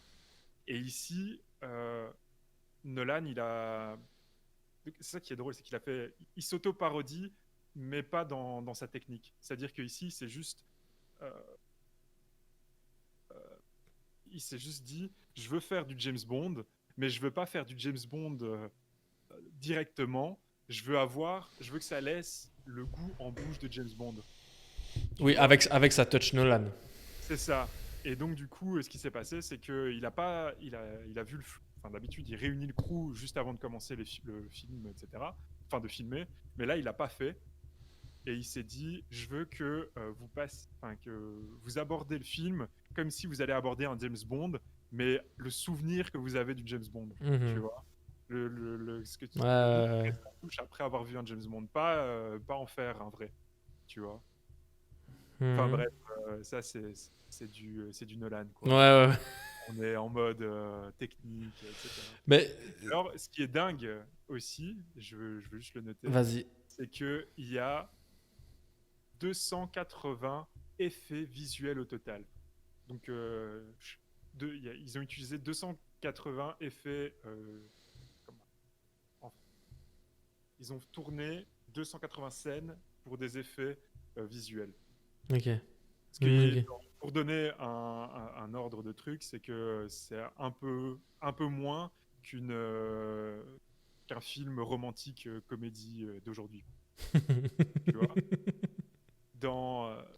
par exemple, dans The Dark Knight, il en a utilisé 650 et dans Dunkerque, il en a utilisé plus de 500. Quoi. Ouais. Et là, ici, il a utilisé moitié moins. C'est juste dingue. Et la scène de l'aéroport, elle est taille réelle. Ah ouais, ça c'est incroyable avec un vrai avion, avec vrai tout. Damn. C'est juste. C'est ouf ça. Le gars, il s'est juste fait un gros kiff. Mais t'imagines, le gars, il pèse tellement dans le milieu qu'il a regardé ses producteurs. Il a dit, vous savez quoi ? On va acheter un avion et on va le cracher. Oh, c'est ça quoi. Putain, mais t'imagines à quel point il pèse. Et c'est ça qui m'a fait plaisir en fait, c'est que tu vois vraiment que le gars, il s'est fait son kiff, il s'est auto-parodié dans son film et puis basta quoi. Et c'est pour ça que j'ai kiffé Tenet. En plus de voir Robert Pattinson dans un rôle sérieux. Ouais, Robert Pattinson, ça fait des années qu'il enchaîne les rôles sérieux. Hein. Ouais, je sais, ça fait des années qu'il enchaîne les rôles sérieux, mais on en a déjà parlé. Il va faire il va faire Batman, ouais. Tu vois, et du coup, j'avais un peu, parce que pour moi, dans ma tête, Robert Pattinson est toujours associé un peu avec cette. Enfin, tu vois. Oui, bah oui, je comprends. Moi, ça fait longtemps que j'ai plus cette image de lui, mais je comprends qu'il y a encore énormément de gens qui aient du mal. Je sais pas si vous avez pareil dans le chat avec Robert Pattinson. Dites-nous. Ben voilà, qui nous dit qu'il a déjà mis sa cape de vampire au placard. Ouais, moi je suis d'accord aussi. Je pense que c'est bon. Il a fait ça et maintenant il a enchaîné quand même les très très bons projets. On parlait des frères Safdie Good Times. Il était incroyable dedans. Moi je l'avais vu dans c'est Cronenberg, je pense. C'est un Cronenberg. Je vais juste aller checker. Enfin, il enchaîne vraiment les chouettes projets. Donc c'est plutôt intéressant à voir. Mais d'ailleurs, aujourd'hui, il y a pas trop ça avec Pattinson par contre. Ouais, mais je comprends. Il y a encore cette image qui reste. Et donc Pattinson qui a dit aujourd'hui à la presse que pendant un mois complet de tournage de Tenet, il comprenait absolument rien à ce qui était en train de se passer à l'histoire. Et donc, voilà, il faisait les scènes, mais il comprenait rien. Et c'est... Les plus grosses critiques qui sont venues contre Tenet, c'était un peu ça, c'était Nolan est un peu parti trop dans le délire Nolan, quoi. Ouais, oui, mais... plus trop cette image, excuse. Tu te rends compte de la pression qu'ils avaient, les acteurs. En gros, ils devaient lire leur script dans une salle fermée à la Warner. Oui, ils pouvaient pas... Oui. Que eux dans cette salle et personne d'autre. Michael Caine, son rôle, pour ceux qui savent pas, Michael Caine et Nolan, c'est une grande histoire d'amour aussi. Ils sont bestos dans la vie de tous les jours. Et là, il y a Nolan qui lui a rien dit. Il lui a juste donné ses lignes de film et puis basta. Alors que d'habitude, il a accès au script complet, tu vois. Et du coup, c'était vraiment. Ouais, c'était ouf. C'était vraiment ouf. Comment il s'appelle ? John David Washington, il a dû lire son script en 5 heures. Et, en 5 heures. Ouais, 5 heures, mon pote, il a lu son script. Et 5 heures, mais t'imagines 5 heures dans la Warner, tu peux pas bouger, tu dois rester dans ta salle et puis c'est tout, quoi. Tu pisses dans une bouteille, mon pote. Rien à foutre, il y a rien qui sort. Ça me fait un peu penser, on en avait parlé, je crois, les scénaristes de la série Seigneur des Anneaux qui sont exactement dans... Enfin, je pense que là, c'est fini. Qui étaient dans une pièce ultra protégée avec agents de sécurité, caméras de surveillance, etc. Dans un lieu secret pour écrire l'histoire de la série qui va bientôt débarquer. Enfin, bientôt débarquer, je m'emballe un peu, mais qui débarquera bientôt, dont on attend énormément. Ils ont bouclé le pilote. Ah ouais, déjà ? Ils ont déjà bouclé le pilote de... Ah, je savais pas. Ça, j'espère que ça va être bien. Peut-être que ce sera notre série de l'année prochaine. On verra. Je vais aller checker vite fait notre super Instagram. N'hésitez pas à aller dessus si vous voulez nous parler de quelque chose. Tu peux peut-être mettre un petit point d'exclamation Insta sur le chat. Yes. Alors, nous avons Tenet. Et alors, je vais aller sur mon Insta perso parce que j'ai partagé aussi. J'ai aussi posé la question. Hop. Le film de l'année pour les gens, c'est Adieu les cons. C'est vrai, un film français qui avait l'air plutôt sympathique avec Virginie Efira. Je n'ai pas regardé, mais c'est vrai que ça a Ouais, elle aussi, elle a fait une grosse reconversion. Ouais, c'est vrai. On est un peu dans ça aujourd'hui, là. On parle que des acteurs qui Et sont alors, je l'attends construits. énormément. C'est avec c'est son nouveau film où elle incarne une nonne. Et c'est le film du gars qui a fait Total Recall, etc. Putain, j'ai oublié son nom. Écoute, je vais aller regarder ça tout de suite. Robocop. Attends, je vais aller regarder. Bref, et alors, là, il est dans un style un peu moins 80s. Verhoeven. Verhoeven, voilà, c'est ça. Ouais. Paul Verhoeven. Et il est dans un style un peu moins clinquant, tu vois. Mais franchement, il est revenu à son style de départ, qui est le cinéma d'auteur. Du coup, ça me tente vraiment beaucoup. C'est quoi, tu sais avoir le Je suis en train de regarder. C'est le dernier qui va sortir, il n'y en a pas d'autres. Benedetta. Ouais, c'est ça, Benedetta. Donc voilà, franchement, si vous avez l'occasion d'aller le voir quand il sortira, foncez. Et c'est comme aussi un autre film que je veux voir absolument, tout le monde en parle. C'est le film avec Mads Mikkelsen, Drunk. Oui. Qui est le deuxième film. C'est encore une collaboration avec le réalisateur de La Chasse, donc où vous avez tous les deux joué ensemble. Yachten, que je conseille fortement, un film danois. Et du coup, Drunk, qui me tente de dingue. Je devais le voir ici quand on était sorti, avant de rentrer dans le deuxième confinement. Mm-hmm. Mais au final, tout est fermé. Bah ouais, évidemment. Et alors, vas-y, termine. Il n'y a que les nantis de la presse qui ont pu voir le film au cinéma. Ah là là, toujours les mêmes. Hein. Bientôt, ce sera nous, Dalil. Inch'Allah. Et alors, Soul qui est sorti il n'y a pas longtemps. Marriage Story, c'est vrai. Marriage Story. Dans un autre style, hein, avec Scarlett. Sur Netflix, tout à fait, n'hésitez pas à aller le voir. Mais c'est peut-être 2019, hein, je pense que tu t'emballes. Et alors, donc, Soul qui est sorti, je ne l'ai pas vu, mais à ce qui paraît, c'est incroyable. Mais moi, je l'ai vu, mais je voulais... Enfin, tu vois, je ne pouvais pas faire un revirement de situation. Oui, évidemment, vu que ça s'est fait. J'avais choisi Tenet, donc je reste avec Tenet, mais c'est clair que Soul, c'est mon film préféré, en fait, ever. Carrément. Mais mec, Soul, c'est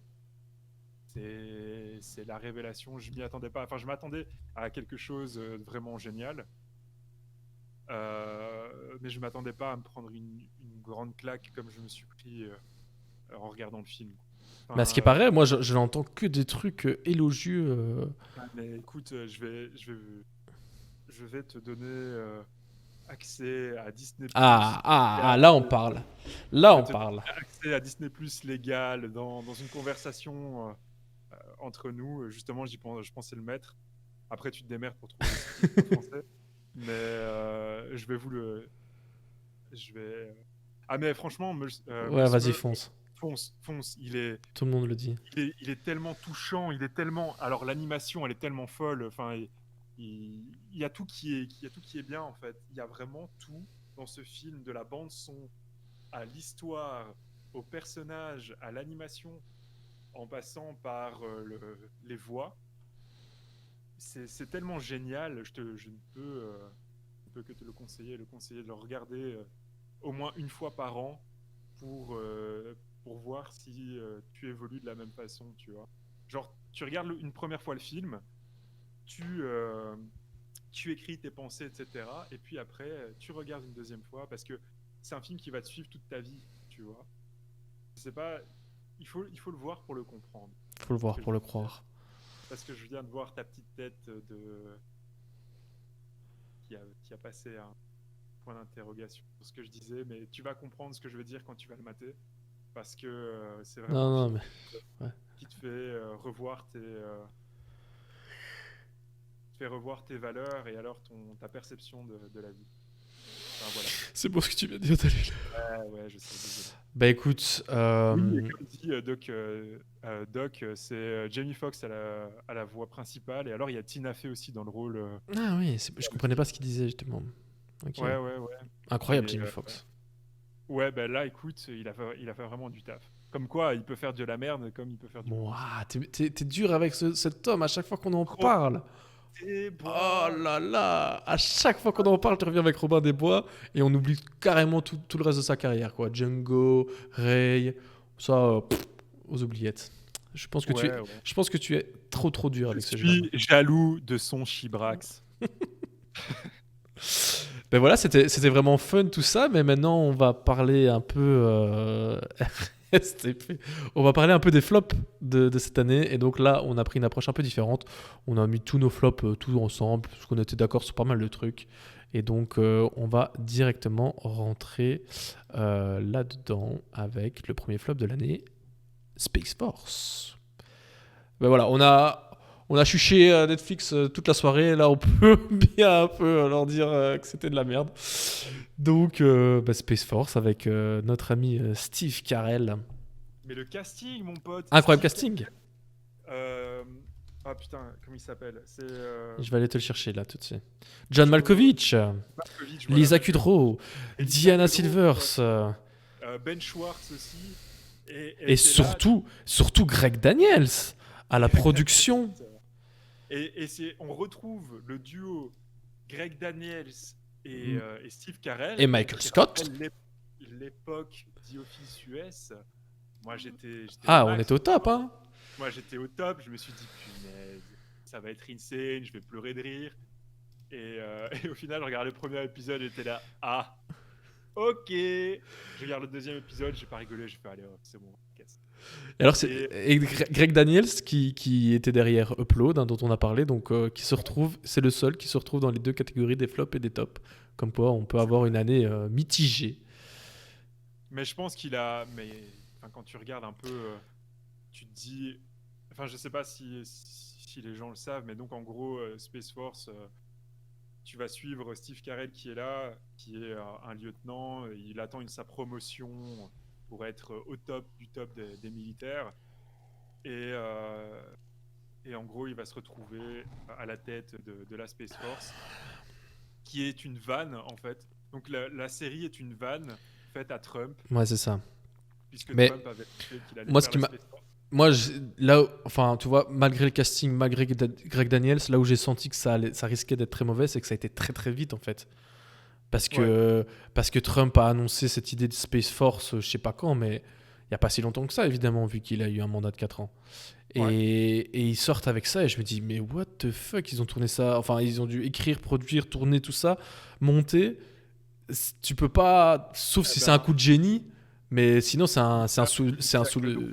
la plus belle avis, tu vois. Lisa Kudrow a tourné l'entièreté de son rôle en 5 jours. Ouais, tu vois, ça va pas. Enfin, tu vois, tu peux pas faire quelque chose de correct. Et alors, par contre, là, ils ont quand même poussé la vanne un peu loin. Et ça m'a fait rire. Mais c'est dans la vie réelle, pas dans la série. C'est que, comme Netflix produit le show, ils ont trademarqué le nom Space Force. Ouais. Et donc, quand l'administration Trump a essayé de créer la Space Force, ils ne pouvaient plus copyright le name. Ouais. C'était un beau troll. Un beau troll. Ouais, c'est assez drôle, quoi. Au moins, on a ça à se mettre sous la dent. Voilà, on a ça à rire, quoi. Mais c'est juste tout. Mais voilà, on ne vous dit pas de ne pas regarder Space Force, encore une fois. On vous dit juste que ce n'est pas franchement notre coup de cœur, mais tentez le coup, hein, on ne sait jamais, peut-être que ça vous plaira. Ensuite, Danzig sings Elvis. Bah écoutez, je vais tenter de vous passer quand même un petit extrait, parce que pour comprendre cet album, il faut écouter ne serait-ce qu'un tout petit morceau de Danzig sings Elvis, Always on My Mind, évidemment. Maybe I didn't treat you. Attendez, ça va très fort là par contre.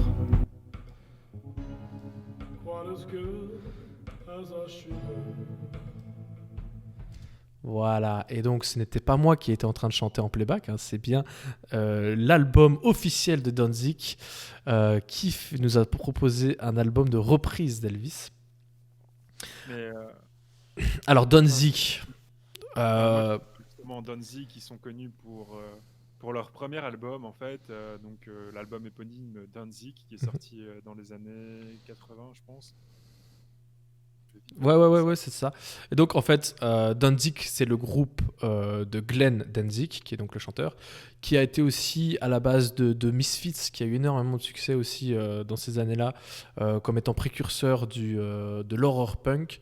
Et ils auraient inspiré les plus grands, hein, Black Sabbath, même les Red Hots, les citent comme inspiration. Donc, c'est pas n'importe qui, évidemment, c'est quelqu'un qui a une carrière. Je vous conseille d'aller écouter Mother. Mais tout l'album Danzig numéro 1, ouais, je vous conseille. Incroyable album, vraiment très très agréable. Et alors depuis, ça fait 20 ans maintenant enfin même plus, 40 ans, que Danzig annonce un album de cover de Elvis Presley, parce qu'il en faisait des fois comme ça en live, etc. Et ça passait plutôt bien. Et donc il aura fallu attendre des années.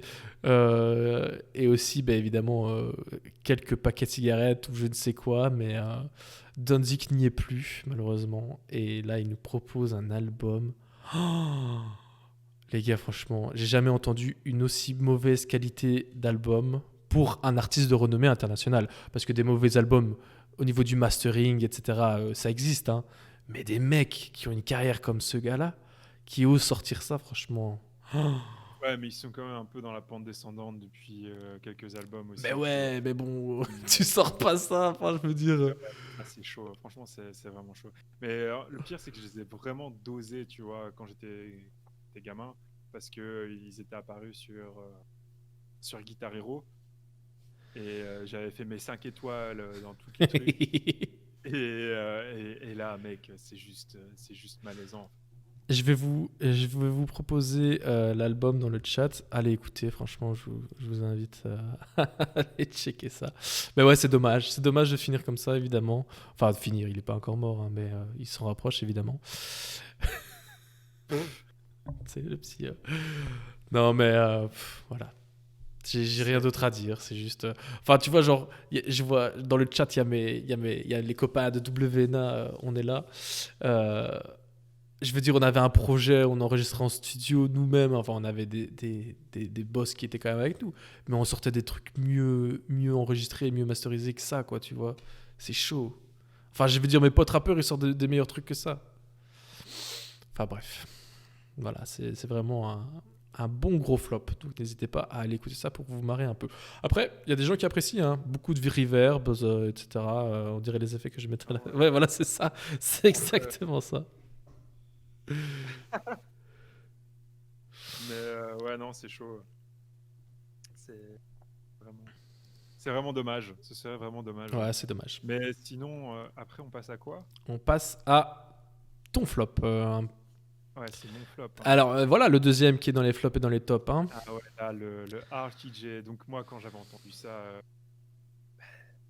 Déjà, on me dit Royal Blood. Je dis oui, tu vois, j'adore Royal Blood, les 2 premiers albums qui sont sortis. C'est insane. On me dit RTJ, je dis ouh là là, oui.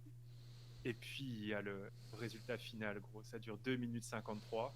C'est juste une chanson, c'est un single. Donc The Ground Below, Run the Jewel Mix. Ça dure 2 minutes 53. Mon pote, j'ai l'impression que ça dure 20. C'est dégueulasse. Il n'y a rien qui va. Remets ton micro, il est parti en cacahuète. Ah ouais, il est parti en cacahuète. Il n'y a rien qui va, c'est-à-dire que du riff de guitare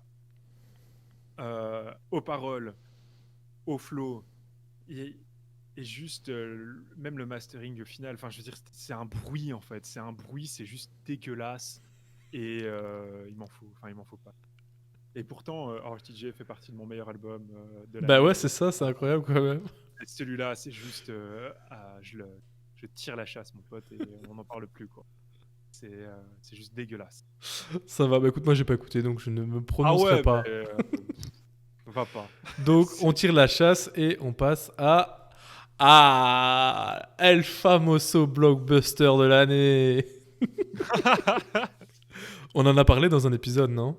Ouais, on en a parlé dans un ouais, épisode. Et c'est tellement mauvais que on devait en parler ici. Donc les nouveaux mutants, qui devaient être le renouveau des X-Men. Ah ouais, Ah, c'est sorti. Ah, on va en parler. C'est bien sorti. Hein. Donc en gros, il y a eu une production mais compliquée. Je vous invite si vous voulez avoir tout l'historique. On a retracé tout l'historique de ce projet qui est quand même assez catastrophique dans une émission qu'on a déjà enregistrée. Je vais aller vous la chercher. Je vais vous la mettre si ça vous intéresse. Vas-y, Dalil. Et pendant que Léon recherche, moi je vais parler un peu de ça. Du coup, c'est assez difficile parce que je l'attendais vraiment, je voulais l'aimer. Il y avait une grosse bande-annonce à la sortie de Hit chapitre 1. C'est ça, ouais, putain. Il y a eu 2 chapitres de Hit avant qu'il sorte, c'est vraiment dingue. Donc il a eu sa bande-annonce horreur de Hit qui montrait vraiment des scènes juste dingues, en mode on va faire le premier film d'horreur de super-héros, etc. Moi j'étais au max. Quand j'ai vu le casting, Anna Taylor-Joy. Alléchant comme casting. Enfin ouais, le casting de manière globale, il est vraiment bon, tu vois. Je m'attendais vraiment... En plus, on m'a dit que c'était en huis clos. Du coup, je me suis dit, bah c'est cool, ils vont pouvoir mettre la max sur les effets spéciaux, etc. Mais il y a juste rien qui va. Ils ont pris des coachs. Donc ça, c'est dans la version originale que je vous dis ça parce que je n'ai pas regardé en français. Mais je pense que j'aurais beaucoup plus ri qu'en version originale. Mais les gars, donc tous les rôles principaux ont pris des coachs pour prendre des accents. Et il n'y a rien qui va dans les accents. Mais genre, le gars de Stranger Things, il doit prendre un accent de l'Arkansas. C'est juste dégueulasse. Il y a son accent qui part, puis qui revient, puis qui part, puis qui revient. Puis t'as l'autre, Anya Taylor-Joy, je l'aime beaucoup, mais là, elle a fait de la merde. Elle a un accent russe, mais ça tient pas du tout. Ça tient pas du tout pendant tout le film. Par contre, je suis en train de dire une connerie ou c'est la meuf de la Queen's Gambit? Ah, c'est elle, hein, on est d'accord. Ouais, c'est elle de Queen's Gambit. Elle a fait des très bons trucs. On en a pas parlé d'ailleurs dans les tops, mais c'est la série aussi. Mais tout le monde en parle. Ouais, c'est ça. Moi, j'ai pas vu, mais tout le monde en parle. Les échecs sont revenus. C'est comment encore le jeu de la dame? Ouais, le jeu de la dame en français. Le jeu de la dame en français. Et apparemment, c'est génial. Je l'ai pas vu. Bah ouais, mais aucun de nous l'a vu, donc on en a pas parlé, quoi. Ma mère l'a bingé en une soirée. Mm-hmm. Du coup, je pense que. Bah ouais. Mais donc voilà, là, ouais. Vas-y, mais donc, et là, il y a Missy Williams aussi. Alors, Missy, c'est la plus géniale parce qu'elle doit prendre un accent irlandais. Mais en fait, au début, tu voyais qu'elle voulait absolument faire honneur à son coach d'accent. Donc, elle le prend. Mais au fur et à mesure que le film avance, elle le lâche, tu vois. Mais oui, mais attends, aussi, il faut expliquer la production derrière, c'est aussi pour ça.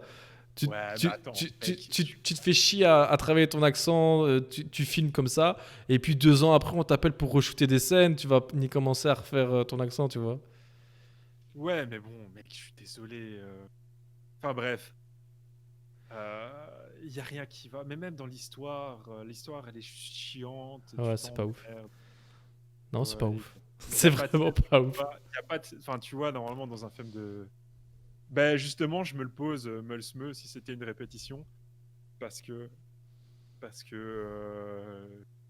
c'est vraiment amateur, quoi. Ouais, mais donc l'historique de la production de ce film, qui est en grande partie responsable de la mauvaise qualité du résultat final, et pas que. Non, je sais bien, mais.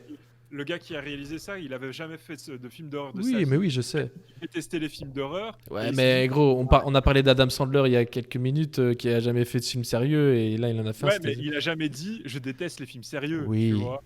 Et alors, pour faire genre, le gars, il a dit, pour faire genre qu'il s'y connaissait en film d'horreur, il a commencé à citer les plus grands. Oui, mais ça, c'est parce que c'est ton côté fan d'horreur qui parle.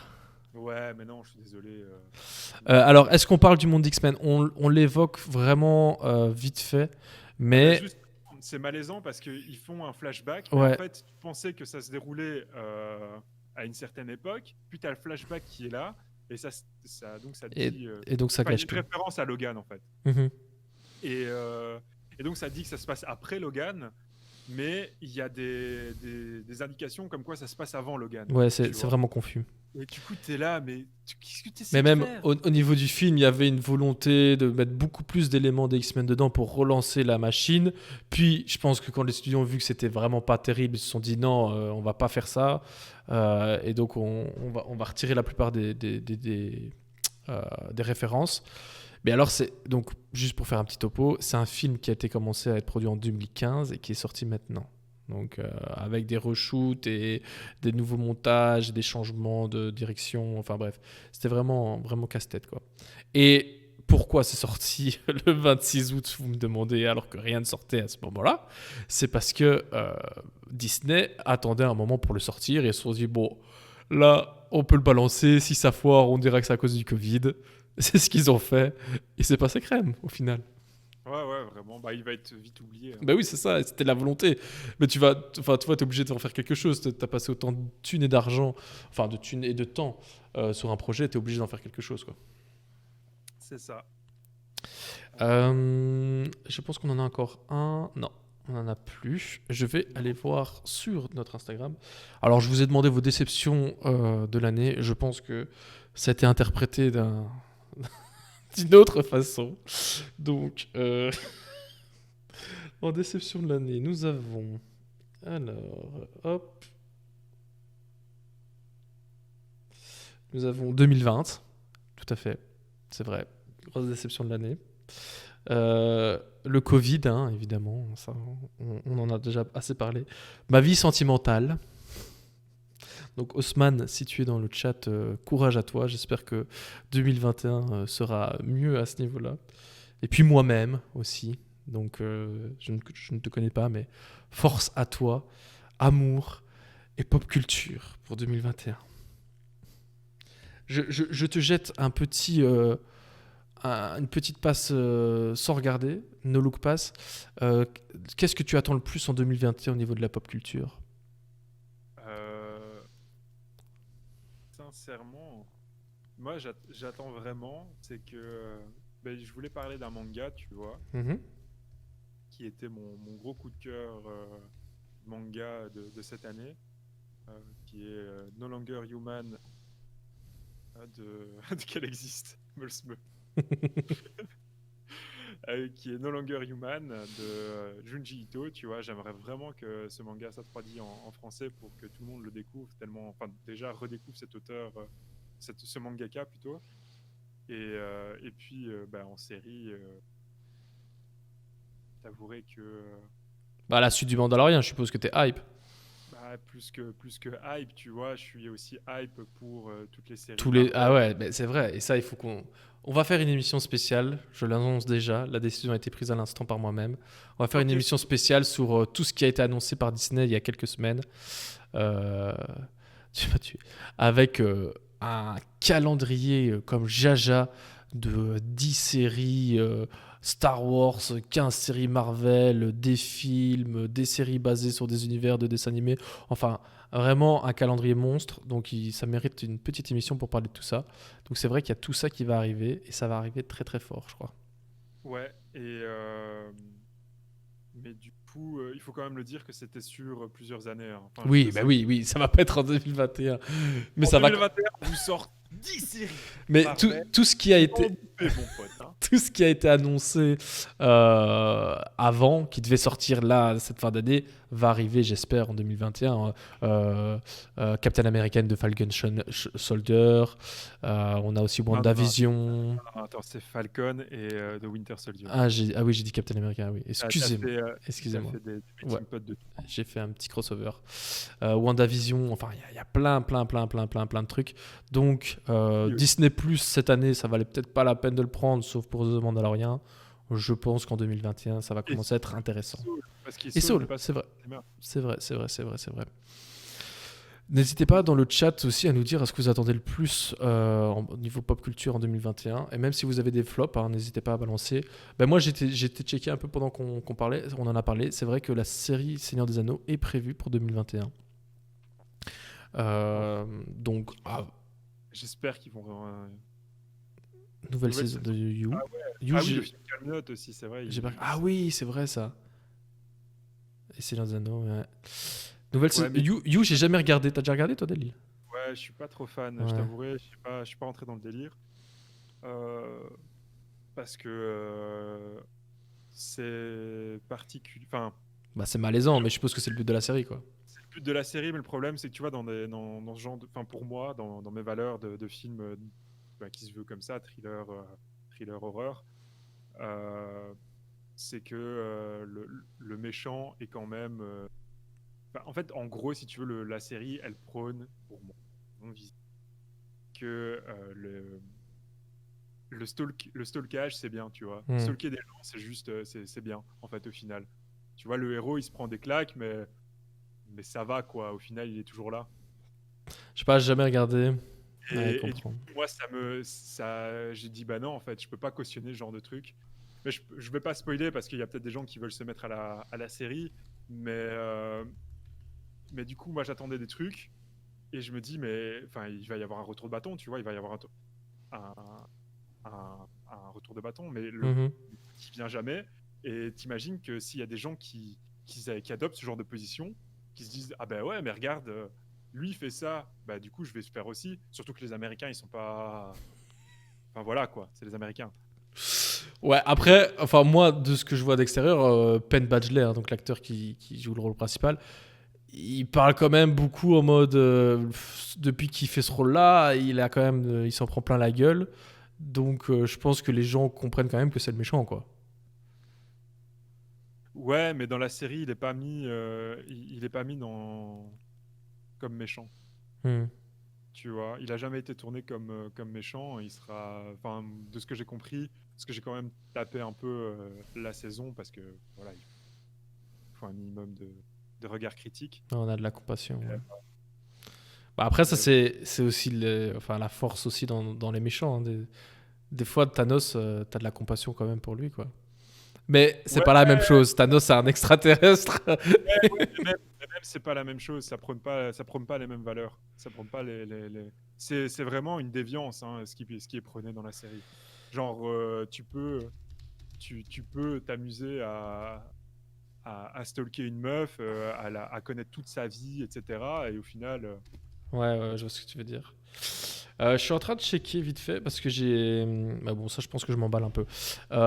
Fire and Blood, donc la préquelle de Game of Thrones, a été acceptée, a eu le feu vert pour une adaptation en série, mais je pense que je rêve de l'avoir en 2021.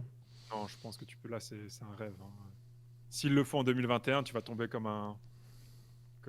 Ouais, ça va être la même chose que Space Force. Ah ouais, ou Space Force. Shout out Dark Vador. Ouais, mais c'est vrai qu'il va y avoir énormément de trucs au niveau comics qui vont arriver, quoi. Ouais, j'attends de dingue. Et alors, surtout en BD, je sais pas s'il va le sortir en 2021, mais il y a Motherfuckers numéro 2 qui est la suite directe et Ron prend soin de son bébé, tu vois. La façon dont il en parle, etc., c'est pas pour la thune. Mais c'est vraiment... il avait de base prévu de faire une suite. Et du coup, ça fait plaisir. En parlant de thune, j'ai... Allez hop, mon petit PayPal dans le chat. Stream Element, le frérot. Si. Ah, mais je le vois pas dans le truc. Si. Écoute, je pense qu'on arrive tout doucement à la fin de cette super émission. Ça m'a fait plaisir en tout cas de partager cette émission avec ces 14 personnes, ces 14 viewers. Dites-nous si ça vous a plu aussi là maintenant, savoir votre retour, comment vous avez vécu ça, c'est cool. À fond.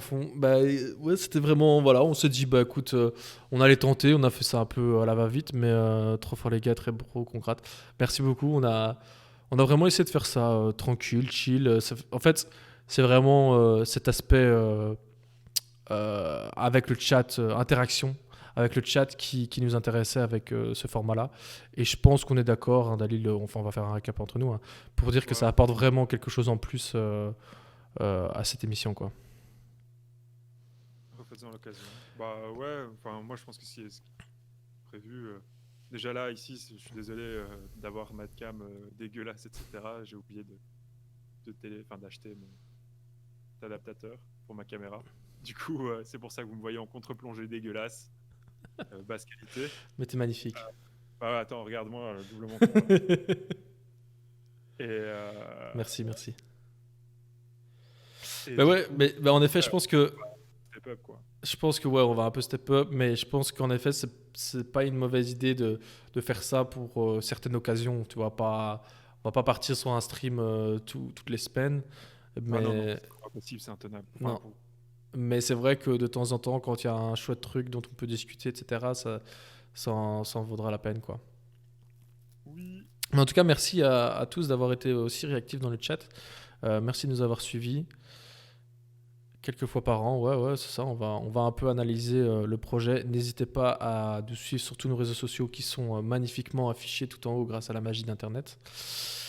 On vous souhaite déjà une bonne année 2021. Oui, vas-y, pose-moi la question, je t'écoute. Et Go Live Gaming. Alors, tant que j'ai des personnes dans le chat, s'il y a des gens qui sont chauds de faire des petites sessions d'Among Us de temps en temps en direct sur Twitch, moi, il me faut un petit groupe de joueurs carrés et on pourrait faire un petit stream une fois par semaine. Dalil, est-ce que tu as des trucs à plug toi aussi?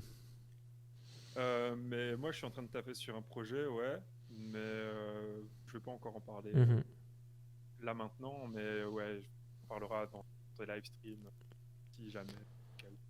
Bah ouais. Parce que là, c'est toujours au stade d'idée, quoi. Ouais, mais normal. Maxou, je te parle après. J'ai plug le Redfield Event. Bah, c'est déjà passé. Mais c'est vrai que voilà, on a fait un petit événement caritatif pour l'Armée du Salut il y a pas longtemps. Et je vous annonce déjà que j'ai décidé de rejoindre l'équipe d'organisateurs avec Meulesmeu. Donc, on revient vers vous dès qu'on a des infos pour le prochain événement de gaming caritatif. Donc voilà, les choses se passent petit à petit. Nous, au niveau du podcast, on continue à vous partager quelques infos. Évidemment, la situation sanitaire est un peu gênante pour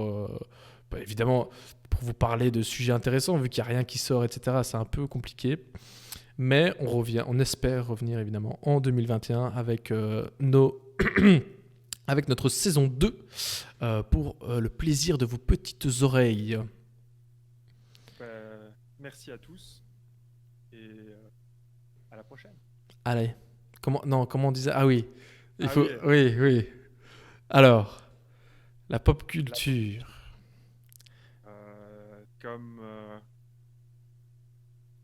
C'est comme un nouveau mutant. Plus la production est longue. Et plus à la fin, tu l'étales. Okay. Allez, ciao les gars. Salut, merci à tous d'avoir été là. Ciao. Salut.